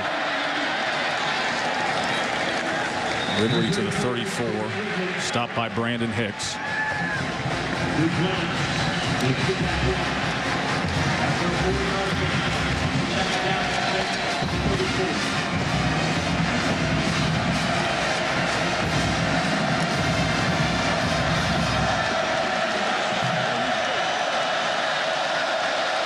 Jarrett Lee had success in the first half. Now gets an opportunity with good field position here. And Ridley, just a minimal gain. Ahmad Black in on the tackle there. Holly, what can you tell us about Peterson? Patrick Peterson is one of several LSU players that are suffering from cramps right now, guys. At that last time out, there were 4 different guys being stretched out over here on the sideline due to cramps. I talked with the athletic trainer, Jack Marucci, and he said, you know, even though it's not a super hot night right now, it is a little muggy, but sometimes the intensity of the game can cause that. Guys, even just a 2% dehydration can lead to cramping sometimes. No. Can't undersell the intensity here at the Swamp. 3rd and 6 now. Lee has time, has his man, a first down. Peterson down to the 22-yard line. Jenkins finally got to the tight end, D'Angelo Peterson. This is a nice call and a nice job to do it. They ran a blitz. Peterson came in motion to the other side of the formation and then released quickly out in the flat. It was a quick target for Jarrett Lee on that 3rd down play. Jarrett Lee has been in control, commanding this offense when he's had the opportunity to. Jefferson's been solid enough tonight as well.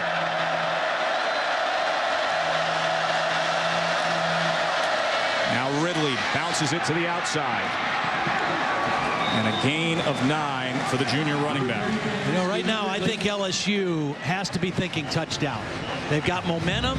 The way their defense is playing, they get another touchdown here, they're going to put a lot of pressure on Florida's offense. If they get conservative and settle for a field goal, it's not as good. I mean, they're up by 6 right now. A touchdown will put them up 2 scores, 2 touchdowns. They've got the momentum to go for it right here.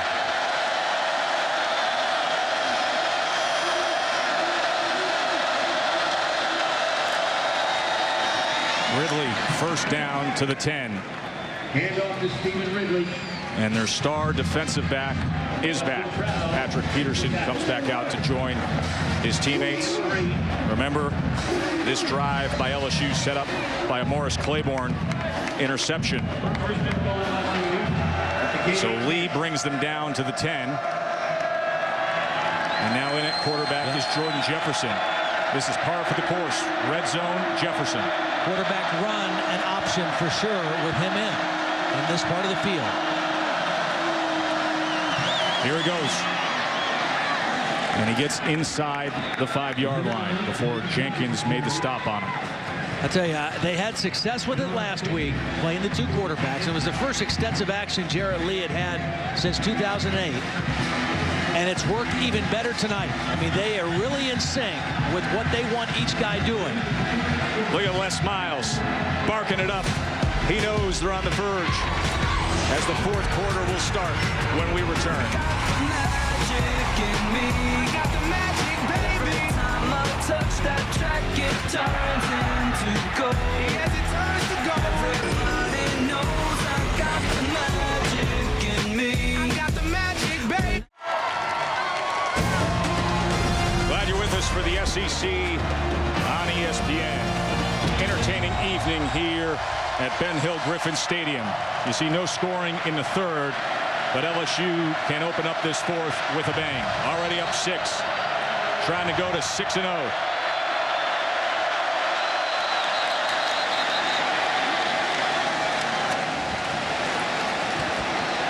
Omar Hunter trying to guess the snap count, came across way too early. Before the snap, offside, number 99 on the defense, half the distance to the goal, remains 2nd down. This is a case of a guy not really listening to the snap count, just trying to guess, trying to make a play, anticipating, and change the dynamics. Because now Florida had to go with their goal line defense against the jumbo package of LSU. Seldom used Michael Ford, the lone back for the Tigers. He takes the pitch. And he is cut down at the 3-yard line by Duke Lemons. See, I don't know why you don't have Ridley in for that play. I mean, Michael Ford was kind of tiptoeing a little bit towards the goal line. Ridley's going to lower his shoulder and take that thing in.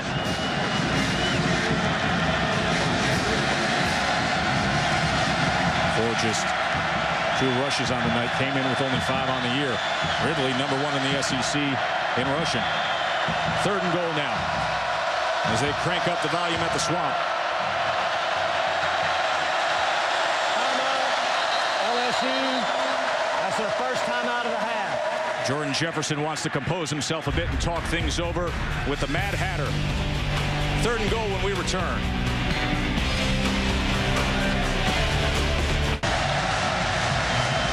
How about that? Auburn trying to escape Lexington. The SEC standings, could it be at the end of all this LSU and Les Miles are the only ones unbeaten? 3rd and goal. Jefferson. Got in. Touchdown, Tigers.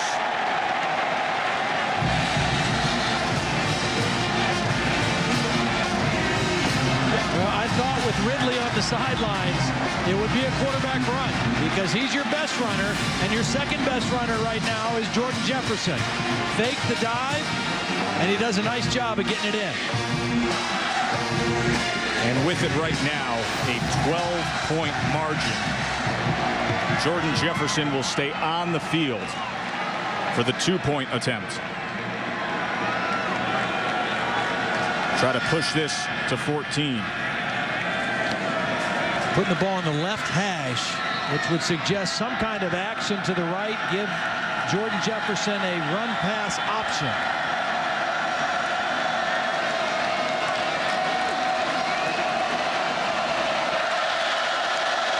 Watch for D'Angelo Peterson, number 19. That's him right here. Wide receiver James Wright in the backfield with him. Never had a chance. So it'll remain a 12-point margin as Cody Riggs was able to tackle Jefferson. 17 to go in the game. LSU 26. Time now for another edition of Todd's Taste of the Town. 5 men in the backfield on the offense. Steve Satchel Ray is an artist who just happens to love making pizzas. He first learned the secrets to making a great pie as a 16-year-old growing up in Jacksonville when he worked in a restaurant owned by Bruno and Sylvana Santioni. 7.5 years ago, he opened his own very unique spot on Gainesville's east side, serving quite simply one incredible salad, calzones, and of course pizza. Delicious. So good. Oh, it's a great looking place. Of course, Todd's Taste of the Town brought to you by Expedia. The pizza artist. Yep. Solid. Thanks, solid. May have heard the penalty there as we were getting ready to show you Todd's Taste of the Town. And didn't factor into things as the 2-point attempt failed. But what didn't fail was Jordan Jefferson taking that offense in. And now Urban's squad is in a hole. And that touchdown was huge. I mentioned they needed to really be aggressive and go for a touchdown because of the way their defense has pretty much handled Florida's offense tonight. They've not given up very many big plays. They've put pressure on John Brantley. And now they've got a 12-point lead. Now Florida could use some instant offense. See what the Bows and Clark can do and setting up a return. Bows from the 12. Has a seam. Here he goes.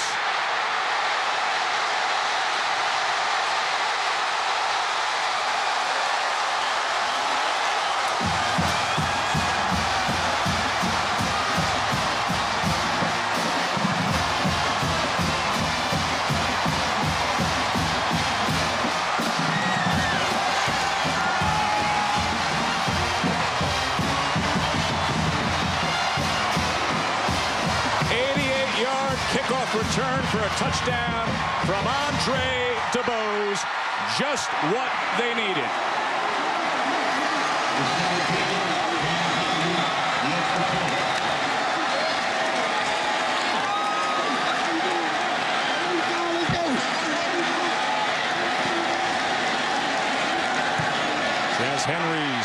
extra point.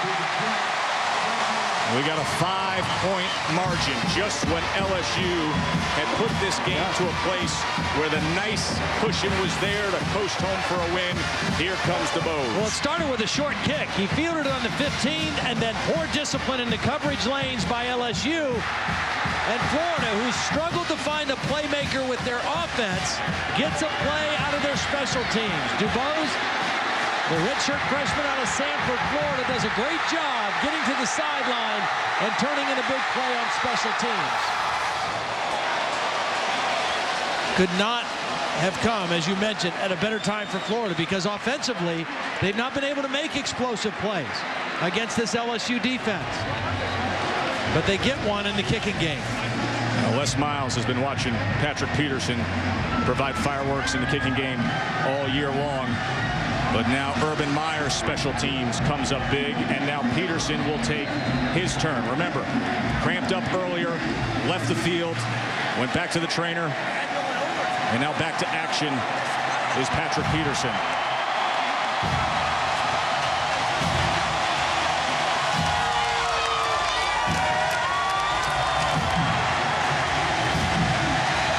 Brad Phillips to kick. In the swamp. Filled with hope again now.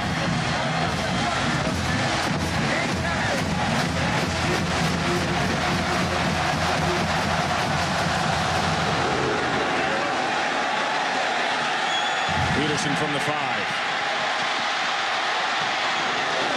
Ridden down at the 30.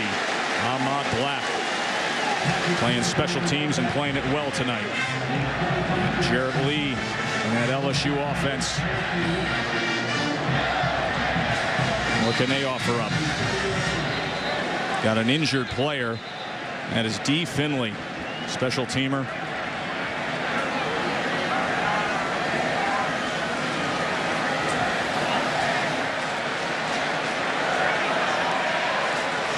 So after no scoring in the 3rd, back and forth they go here in the 4th.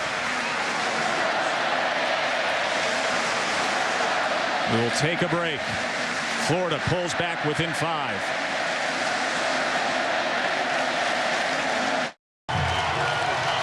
ESPN's College Football Prime Time is presented by Hampton Hotels.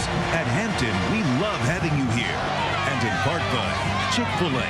We didn't invent the chicken, just the chicken sandwich. Headliners on Monday Night Football this week. How about this showdown? Randy Moss back with the Vikes. Of course, Brett Favre going back to New York, taking on the Jets. Coverage begins at 7 Eastern with Monday Night Countdown served by Applebee's. We got a loud swamp here in Gainesville. Ridley. Minimal gain that time as Jelani Jenkins wrapped him up.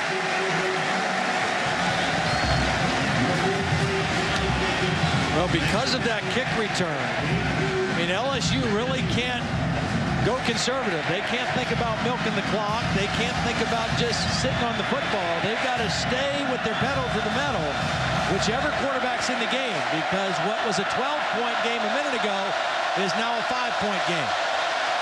Jarrett Lee now backs up into the gun with Ridley.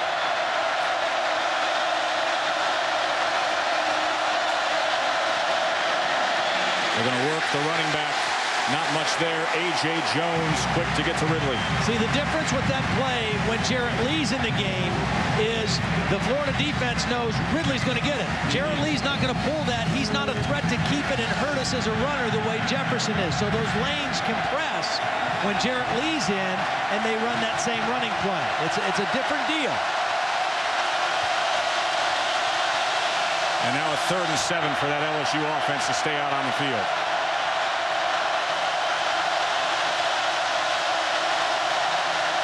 Florida showed their hand a little early here on the blitz. Here they come. And where the running back is going to be short by 1.5 yards. Jelani Jenkins and that Florida defense, Duke Lemons, out to do their task, and they did it.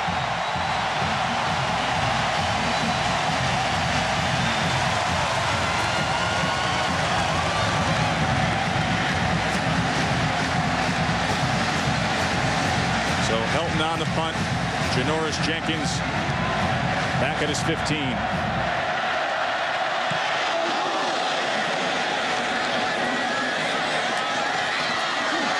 And he's taken down immediately at the 17. Well, let's see what Satchel cooked up for Todd in the Taste of the Town. Satchel is known for his deep dish pizza. Now, the dough is first put in a pan and buttered and allowed to rise for several hours, depending on the weather.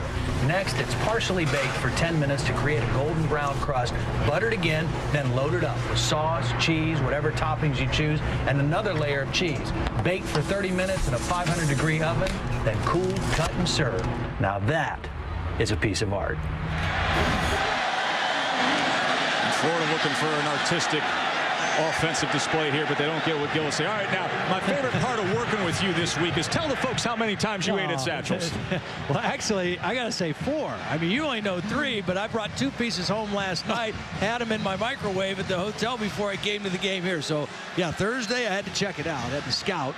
Friday, we went and did the segment, and then it was so good we went back Friday night. I had to take the rest of the guys in. Oh, it was great. Last night I was over there with you. We had the steak and carrots. Steak and carrots pizza. Who could ever think that? Well, you know, Satchel's an artist, and every pizza is a work of art. And, what a great place. Brantley on second down, and he gets it complete just over the 20-yard line to Thompson. So we will have a big third down coming up as we have Thompson slow to get up. Let's watch the hit here at the end of this play. Well, this is a physical game now. These are 2 physical football teams, and Thompson fighting for extra yardage, unable to protect himself, and took a shot in the back. Again, you know, the thing with Florida's offense, everything looks hard. You know, there's been years where Florida's offense, it was flashy and big plays and everything flowed. There's not a lot of flow to their offense tonight. They're hanging in there, they're fighting, they're scrapping, they're gaining some yards bit by bit, but it's not coming in big chunks. It's coming in little pieces. So a big spot for Brantley as Burton is not in. Moody flanks him in the backfield on 3rd and 6. He has time, walks it downfield, and that ball is incomplete as Hines tried to make a play on it, but it'll bring up 4th down. Matthew had the coverage on Hines. Pretty good throw by Brantley. If he can catch it right away, it's a catch, but he bobbles it with his right hand, and by the time he secured it, he was out of bounds.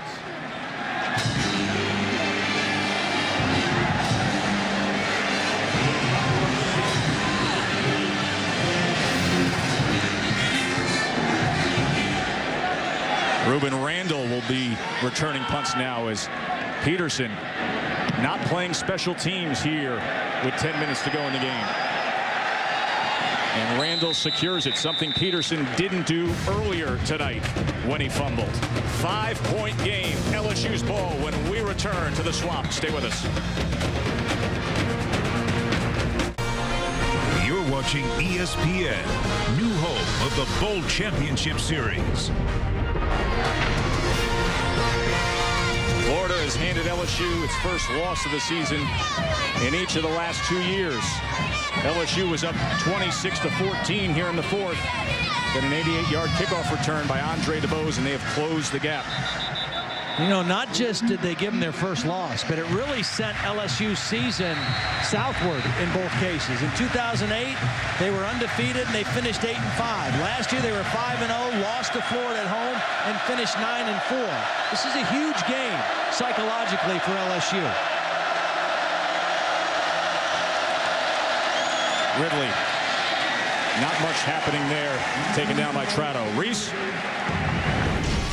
Joe, SportsCenter right now brought to you by Discover. The #1 team in the land goes down. South Carolina takes care of Alabama 35-21. Stephen Garcia to Alshon Jeffrey on 3 separate occasions. The signature win of Spurrier's career at South Carolina. Baseball scores. Yankees beating up on the Twins again 5-0 in the bottom of the 5th. Rays keep that series alive by beating the Rangers 6-3.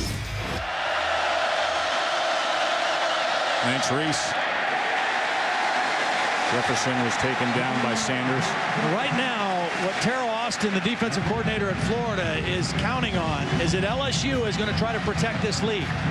It doesn't matter which quarterback's in. They're not going to throw the football down the field. So what he's electing to do is really crowd the line of scrimmage with extra bodies and expecting a run and playing man-to-man coverage on the outside. And now they get themselves in a 3rd and 8.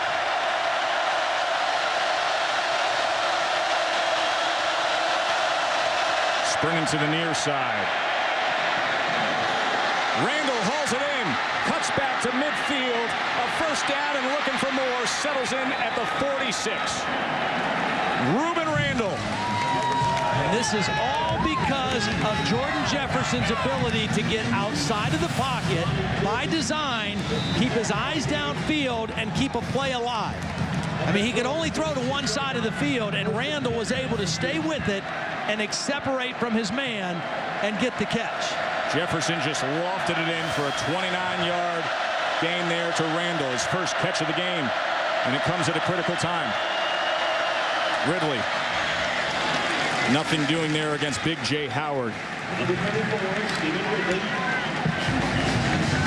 Boy, Jordan Jefferson, Todd, you watch him a week ago, and you think about some of the plays he's come up with tonight. Yeah.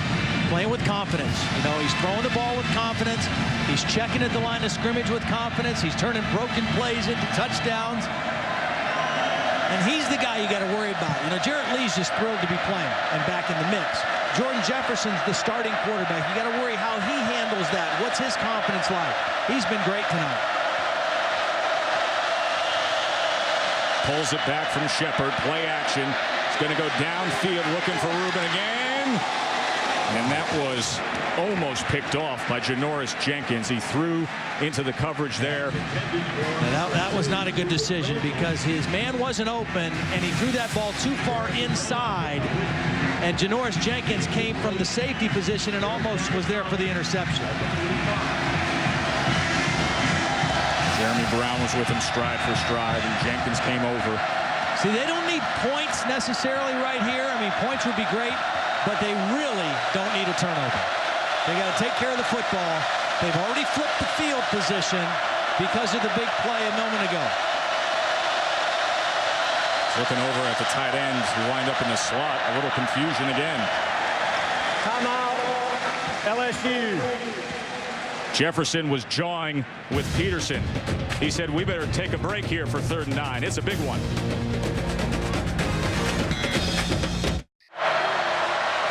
Combined, Jefferson and Lee have made a productive night of the quarterback position for the Tigers. Yeah, they really have. And outside of that one early interception by Jordan Jefferson, pretty mistake-free. They've taken care of the ball, and they've done what they do best. Jordan Jefferson running the football, Jarrett Lee passing the football, and right now with a big 3rd down play coming up. 3rd and 9.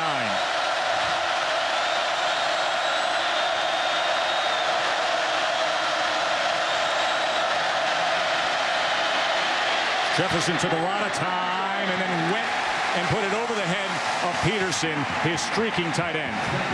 He had a shot at it. Peterson had a step on Jonathan Bostic, the middle linebacker. And Jefferson waited as long as he could, but just a little too far on the throw. And now the script will play out exactly the way Florida wants it to. With a chance. Just over 8 minutes to go, trailing by 5, and set to get the ball. Jasper on to punt. Yeah, the Cooch punter. He's the starting place kicker.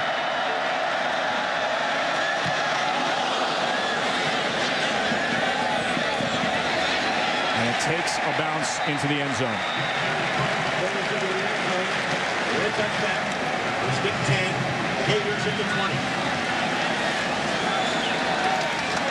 John Brantley with an opportunity. Let's go back and show you some of the key plays in terms of affecting the scoreboard. And that is Chaz Henry.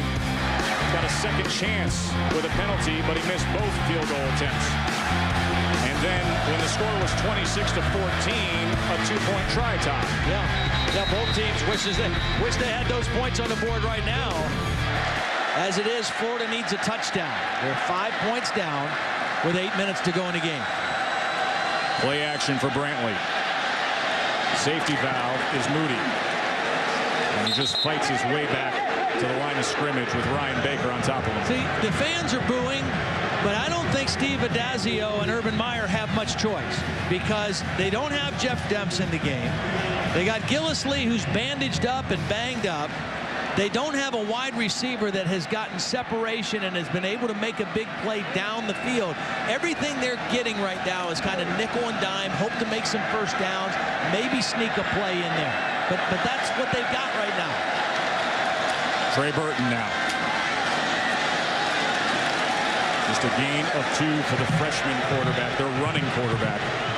And here come the Boo Birds again, not taking a liking to the play calling. But as you said, some limited options and some circumstances to deal with for this offense. Limited playmakers on the field. And then when they do try to throw something pretty far down the field and hold on to the ball, LSU's pressure has gotten to John Brantley. Now, the line has done a better job in the second half, no question, than they did in the first half. So 3rd and 8 for Brantley. Plenty of time. And a first down, Carl Moore. Here goes Carl Moore. Finally tracked down inside the 30 by Ron Brooks. The Gators come alive here. Watch Carl Moore at the very end get separation right there from Morris Claiborne. And Brantley, with good protection, stuck it right on his number. And then the missed tackle. And Carl Moore does what he does, converts on 3rd down. And this one, a huge one for the Gators. He's their money man. On keeping him on the field, Carl Moore is a 6'4" target, a senior from California. He just went for 51 yards. See, they nickel dime, hope to get a big play, and they finally got one from Carl Moore. Burton in at quarterback now. Gillislee gets the call. And just goes for a couple of yards. It has been a roller coaster kind of night for John Brantley and Urban Meyer. Meyer's been dealing with injuries all week long. Demps a no-go as his starting running back. Brantley, the report we got, was 4 cracked ribs and a broken thumb, but he has soldiered on tonight and now has his team in position to take the lead. And what I see also is I see some very tired Florida offensive linemen. I mean, they're banging around in there. Again, they lost Jalapillo early in the game. Matt Patchen is in street clothes, another lineman who's been injured. They're limited up front as well. DeBose turns it upfield and has a first down. Remember, it was Andre DeBose who broke that kickoff return off for 88 yards to pull within 5, and now he sets them up again. Haven't shown this yet today, just kind of a wide sweep by the wide receiver. Nice job blocking downfield. The other wideouts involved in the play. Carl Moore, you see at the end of the play there.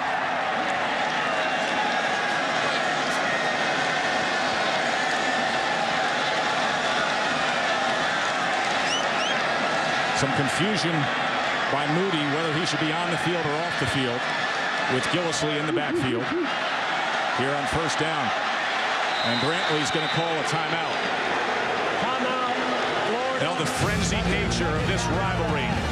And it's a good one tonight. Florida looking to take the lead when we return.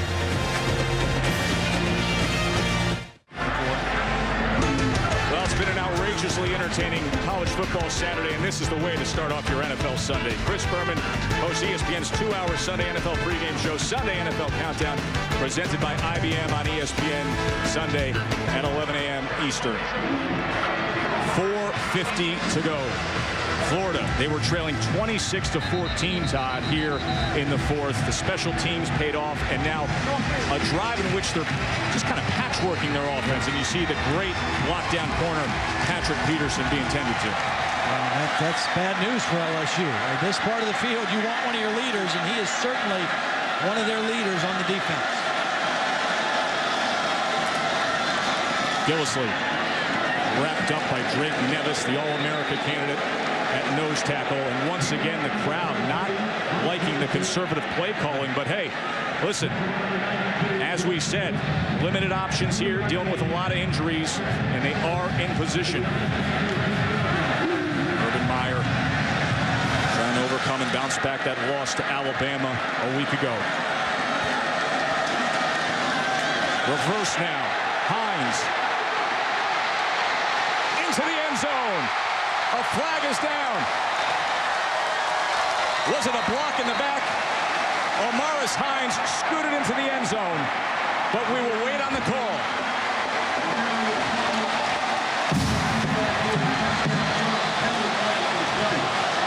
They like to run this play in the red zone, inside the 20-yard lines where they like it. They ran it last week as well for a big game. Illegal block in the back. Number 85 on the offense. 10-yard penalty from the spot of the foul. Repeat second down. It's Frankie Hammond Jr., fellow receiver, as Hines cut that corner. Tried to make that turn in. And it was really at the end of the play. Well designed, perfect place to use the reverse. You get the defense, and here's Hammond, number 85. At the very end of the play, right there's the block in the back. Unnecessary time. Totally unnecessary. Here it is, right here. I mean, he's going to score, whether he touches that guy or not. At the very least, they would have had a first down. It would have been first and goal. Brantley now. He's going to run it himself. And he's going to come up 2 yards short as Kelvin Shepard came in and got to Brantley. Remember, Brantley is making plays like that with the rib injury and a thumb injury. There's, you can slide, but you're still not going to completely protect yourself. You're going to take a shot. And he did at the end of that play. So 3rd and 2. Burton, the quarterback. Can he get there? First down, Florida. Smart move by Burton to keep it himself and then dive ahead for the first down. They hit Emmanuel Moody so quickly, I thought they might cause a fumble. I mean, Nevis crushed Moody, but Burton was able to get the ball out cleanly and get the first down. Burton stays in with Gillislee.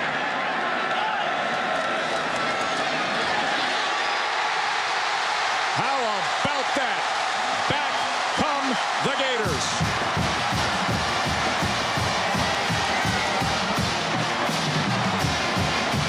Mike Gillislee takes it in from 5 yards out.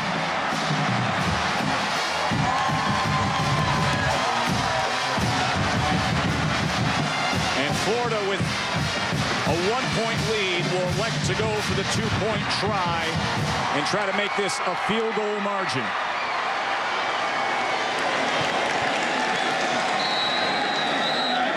Two really good plays in a row by Trey Burton, making the right decision on both plays. So Brantley now comes in.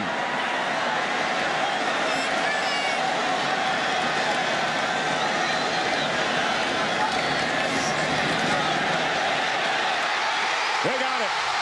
Frankie Hammond Jr. Florida up by 3.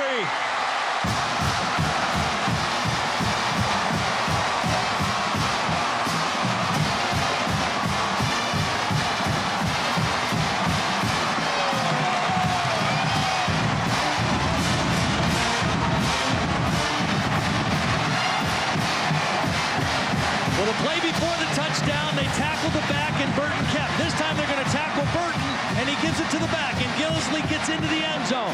That set up the 2-point conversion. Brantley on the roll. Frankie Hammond, who was the guy that was called for the penalty, makes up for it with the catch on the 2-point conversion. And the Gators are up by 3.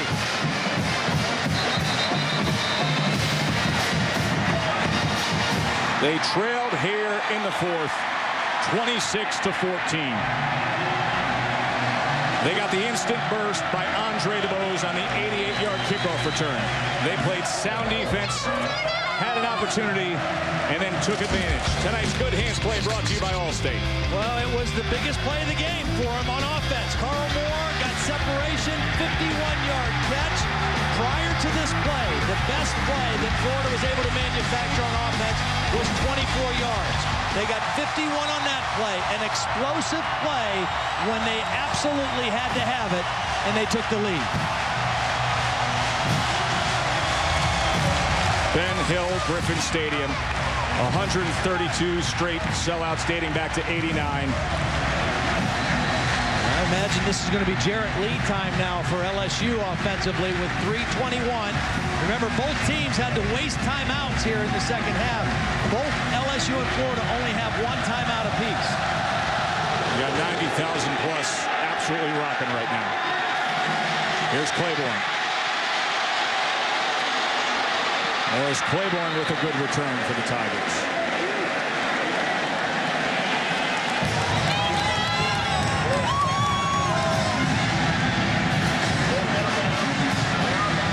Well, there's Gary Croton, the offensive coordinator. Again, under fire this week, he and Les Miles. And ultimately, those two guys are accountable for clock management at the end of the game. Gary Croton calling the plays from up in the box. Les Miles very involved in the offense down on the field. And Jarrett Lee, who was the guy that engineered the game-winning drive a week ago, is on the field right now for LSU. 16-play drive a week ago that was the game-winning drive against Tennessee. Ridley, nothing doing at all, says A.J. Jones. Florida guessed run, and they guessed right. They loaded up the line of scrimmage. They have more guys than LSU can block. And they were able to make a solid tackle, A.J. Jones, right at the line. Lead a pass now. Tolliver shakes loose, cuts back, and gets out to the 45-yard line. Terrence Tolliver, he has had great yards after the catch tonight. He's done that a couple times. Catches it, has great awareness where the defender's coming from, and then goes the other way. Watch, catch, plant, spin, creates a missed tackle by Jeremy Brown, and an easy first down. Quick pass to Tolliver this time is incomplete, but a flag comes in late. Late flag. Janoris Jenkins had coverage on Tolliver.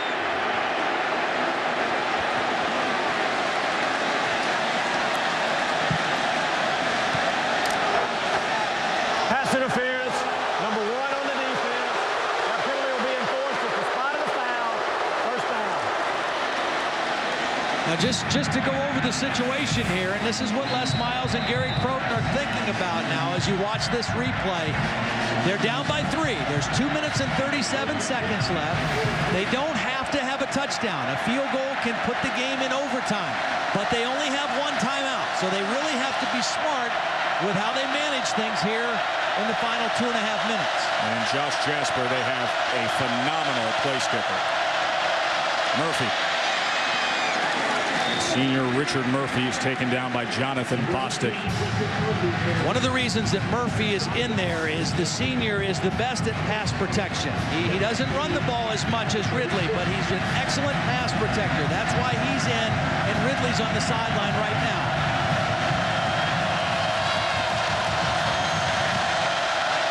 Anxious Tiger fans in a swamp. Murphy's going to be a yard short of the line to make. It'll make for a 3rd and short as LSU is getting close to that range. Now, if you're LSU, you don't want to use a timeout here, but you don't want to fool around either. I mean, you want to have a little sense of urgency, get your play called, and not burn too much clock, because you still got a ways to go here. Remember, all week long, Les Miles and Croton took criticism for the bungled time management. And now they're back in a spot like this.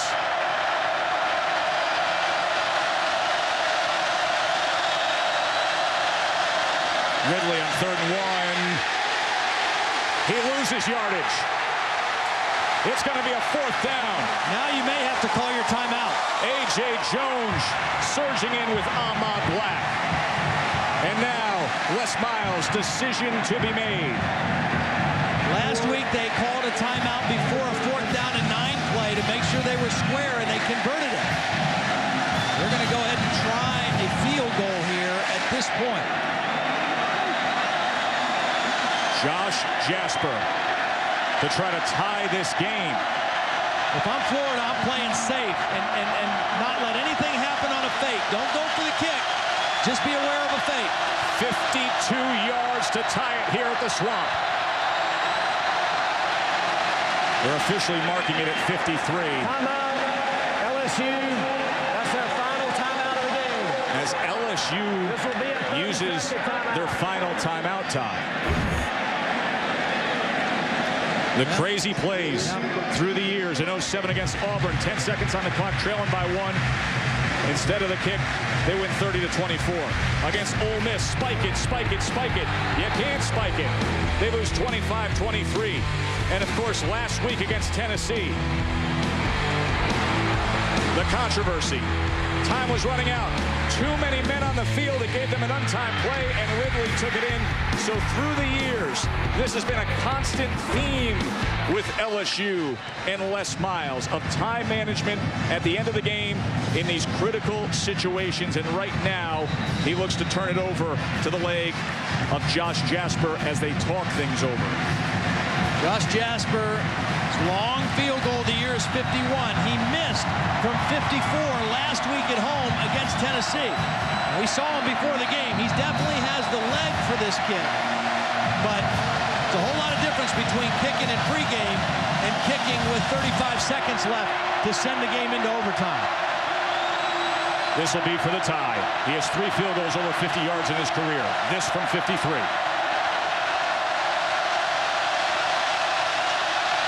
It's a fake. They pitch it. Can you believe this? Not only did they get it, but it was a bad flip. He had to catch it off the bounce, and now they've got to spike the ball. The clock will stop until they reset the chains, and they'll spike the football. Josh Jasper, the place kicker, comes up with the critical run. I said if you're Florida, don't worry about the block. Be aware of a fake. The clock still hasn't started. There's 29 seconds. As soon as the referee moves away from the ball, they'll start the clock.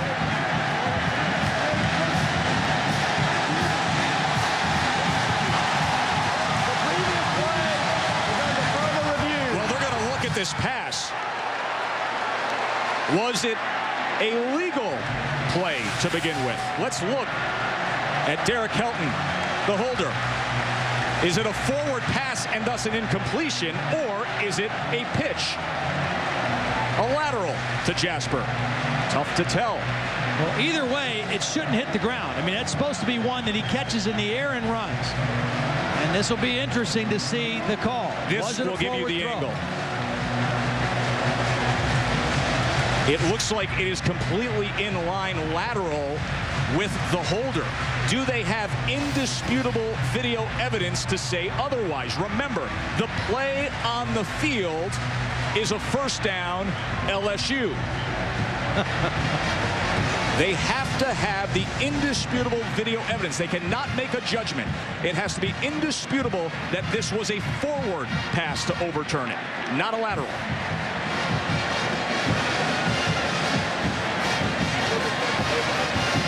You know, Todd, I just think about the week that Les Miles has had and the guts it takes for him to call that in a spot like that after this guy has been lambasted and criticized and mocked all week long. Yeah, really a gutsy call. And you know, they've run that before, but it hasn't bounced on the ground. And it wasn't supposed to bounce on the ground that time. But what presence by Jasper to catch it and still keep his eyes up and make the run. But now it's in the hands of the officials. Let's give you another look here. Is it a forward pass or a lateral? Remember, ruling on the field is first down LSU. Look at that 43-yard line. From 43-yard line, was it to I don't think they can overturn that. I don't think they can at all, Todd. It's so close. I don't know how they can overturn the call on the field based on what we just saw. How does Les Miles get himself into situations like this? The fact that this story would be written this way in the final moments after a week of nothing but talk of the crazed and confused ending against Tennessee. Well, and again, now let's think of the situation. If this play stands, there's 29 seconds. LSU's out of timeouts. Jarrett Lee is the quarterback, and he is their 2-minute quarterback by choice. If they get inside the 10-yard line, then it's more Jordan Jefferson's territory. But right now, they're thinking field goal, and let's try to get to overtime. Replay official is Doyle Jackson talking things over with Steve Shaw, the referee. They are taking a lot of time. And they should. You know, they got to get this is a huge call. Well, this is everything.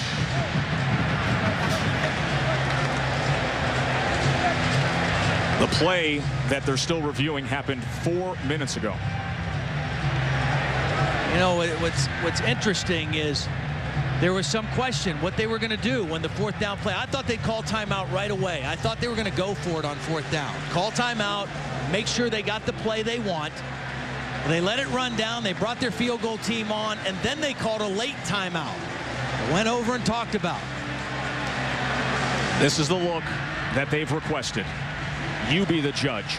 Did that ball leave the holder and land in a direct line and or behind that line to be a legal play? If the ball was in front of that line, it would be an incomplete forward pass. We are waiting on the verdict, which will determine the fate of this game. Right now, Florida trying to cling to a 3-point lead.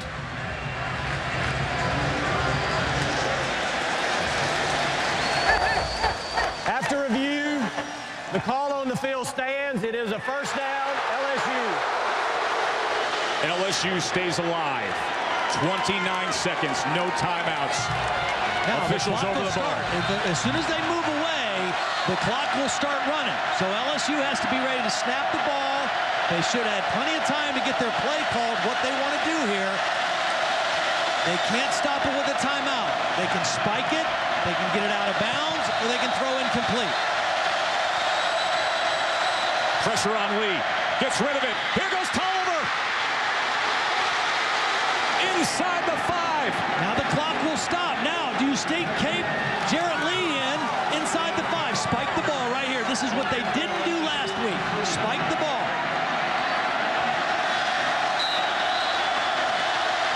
Now, here's what they decide. Do they want Jordan Jefferson in inside the 5 on this play, or do they keep Jarrett Lee in? You got to be careful. You can't run a running play here, Joe. You've got to throw it, and you've got a couple plays here. It's second down. You've got time with 15 seconds to run 2 pass plays if you want. You can't take a sack, and you can't run and get stopped short of the goal line. They said they worked on this all week long, time management, critical situations. Let's see the result of their work. Lee, the fade. That's it. Oh. Looking for Tolliver, 11 seconds remain. See, they got time for another play. It's 3rd and goal. They're well in range of Jasper. They're in perfect position.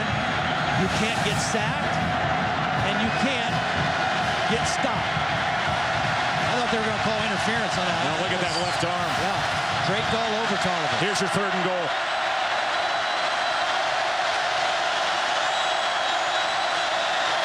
Lee going for it again. Got him. Oh, my God. Terrence Tolliver hauls it in. LSU takes the lead with 6 seconds to go. We need to take a look at this, though, Todd. Did he have possession?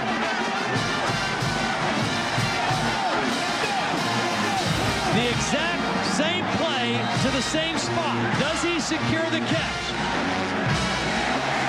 I think he did. I think he just tried to move it away from the defender. I think it's a catch. I didn't see the ball bobble. He just moved it into his left hand. That wasn't a bobble. The previous play is under further review. The last 10 minutes here should be broadcast on Court TV, not ESPN. How about the call by Gary Croton? They had the Unbelievable. matchup. They went for it on 2nd down. They don't get it. They go right back to the same guy, same place on the field, same matchup, and this time they connect. But once again, we got to be judge and jury here. Well, there's the foot in. He's got the ball. He just moved it to his left arm only. The ball never bobbled. He never bobbled it. It never left contact with his hands. So now the replay official will decide again. Both hands on it, foot down, and then he just moves it to his left hand only. That's a catch. That's a touchdown off a great throw. Well, the good news for Tolliver and LSU and Les Miles is that the ruling on the field is the touchdown, just like the ruling on the field on the fake punt was in favor of them. So they would need that indisputable video evidence to overturn this, and it was tough to see there. You would think that would be more of a judgment call, not indisputable, to reverse that. But can you believe the drama? After review, the call on the field is confirmed. Touchdown. Terrence Tolliver. Wow. Unreal. It is unreal. Well, The plot twists that have taken place all week long, going back to that Tennessee wild ending.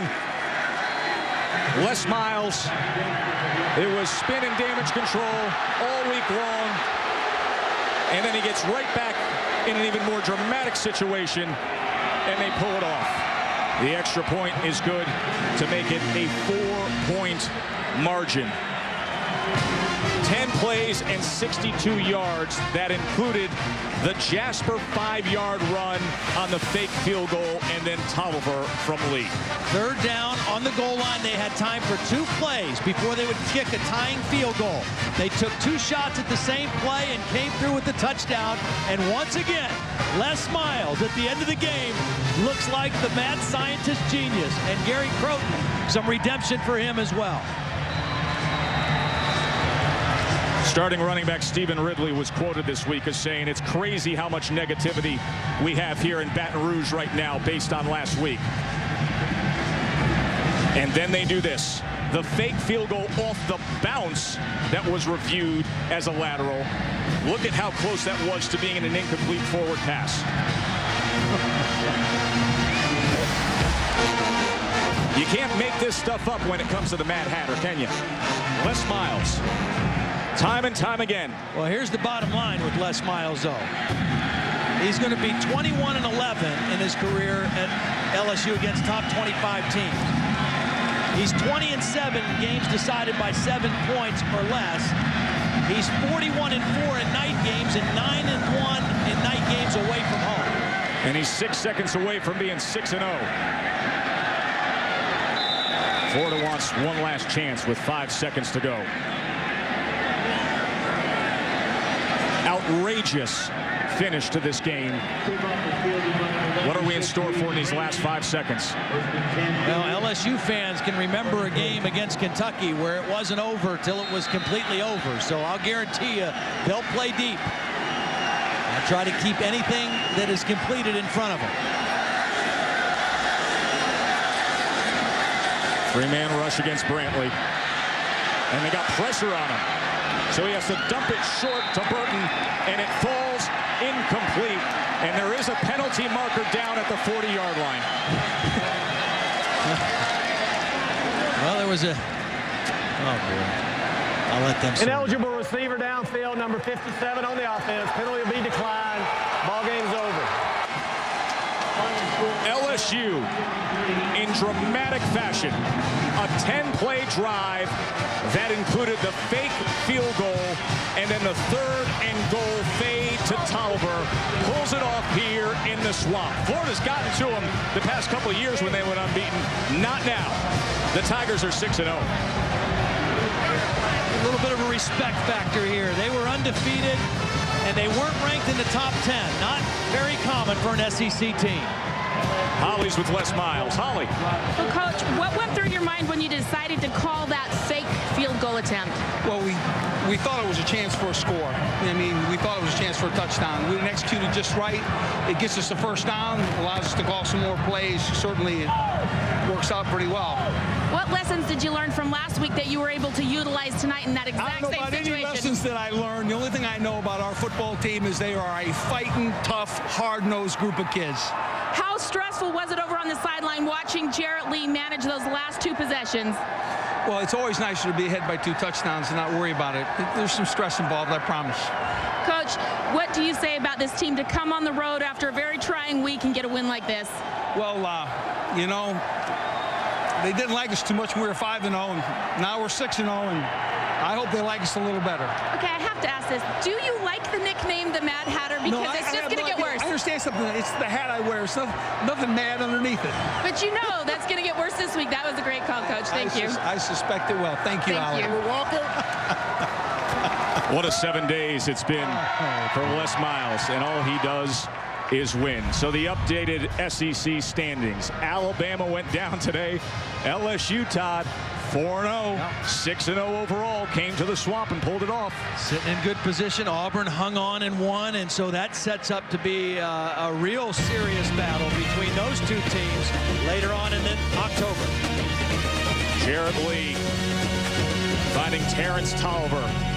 What a thriller here in the Swamp. 33-29 LSU 6-0. Coming up next will be Sports Center. For Todd Blackledge, Holly Rowe, and our entire crew, I'm Joe Tessitore. Thanks for being with us. LSU pulls it out. Sports Center is next. Enjoy the rest of your night.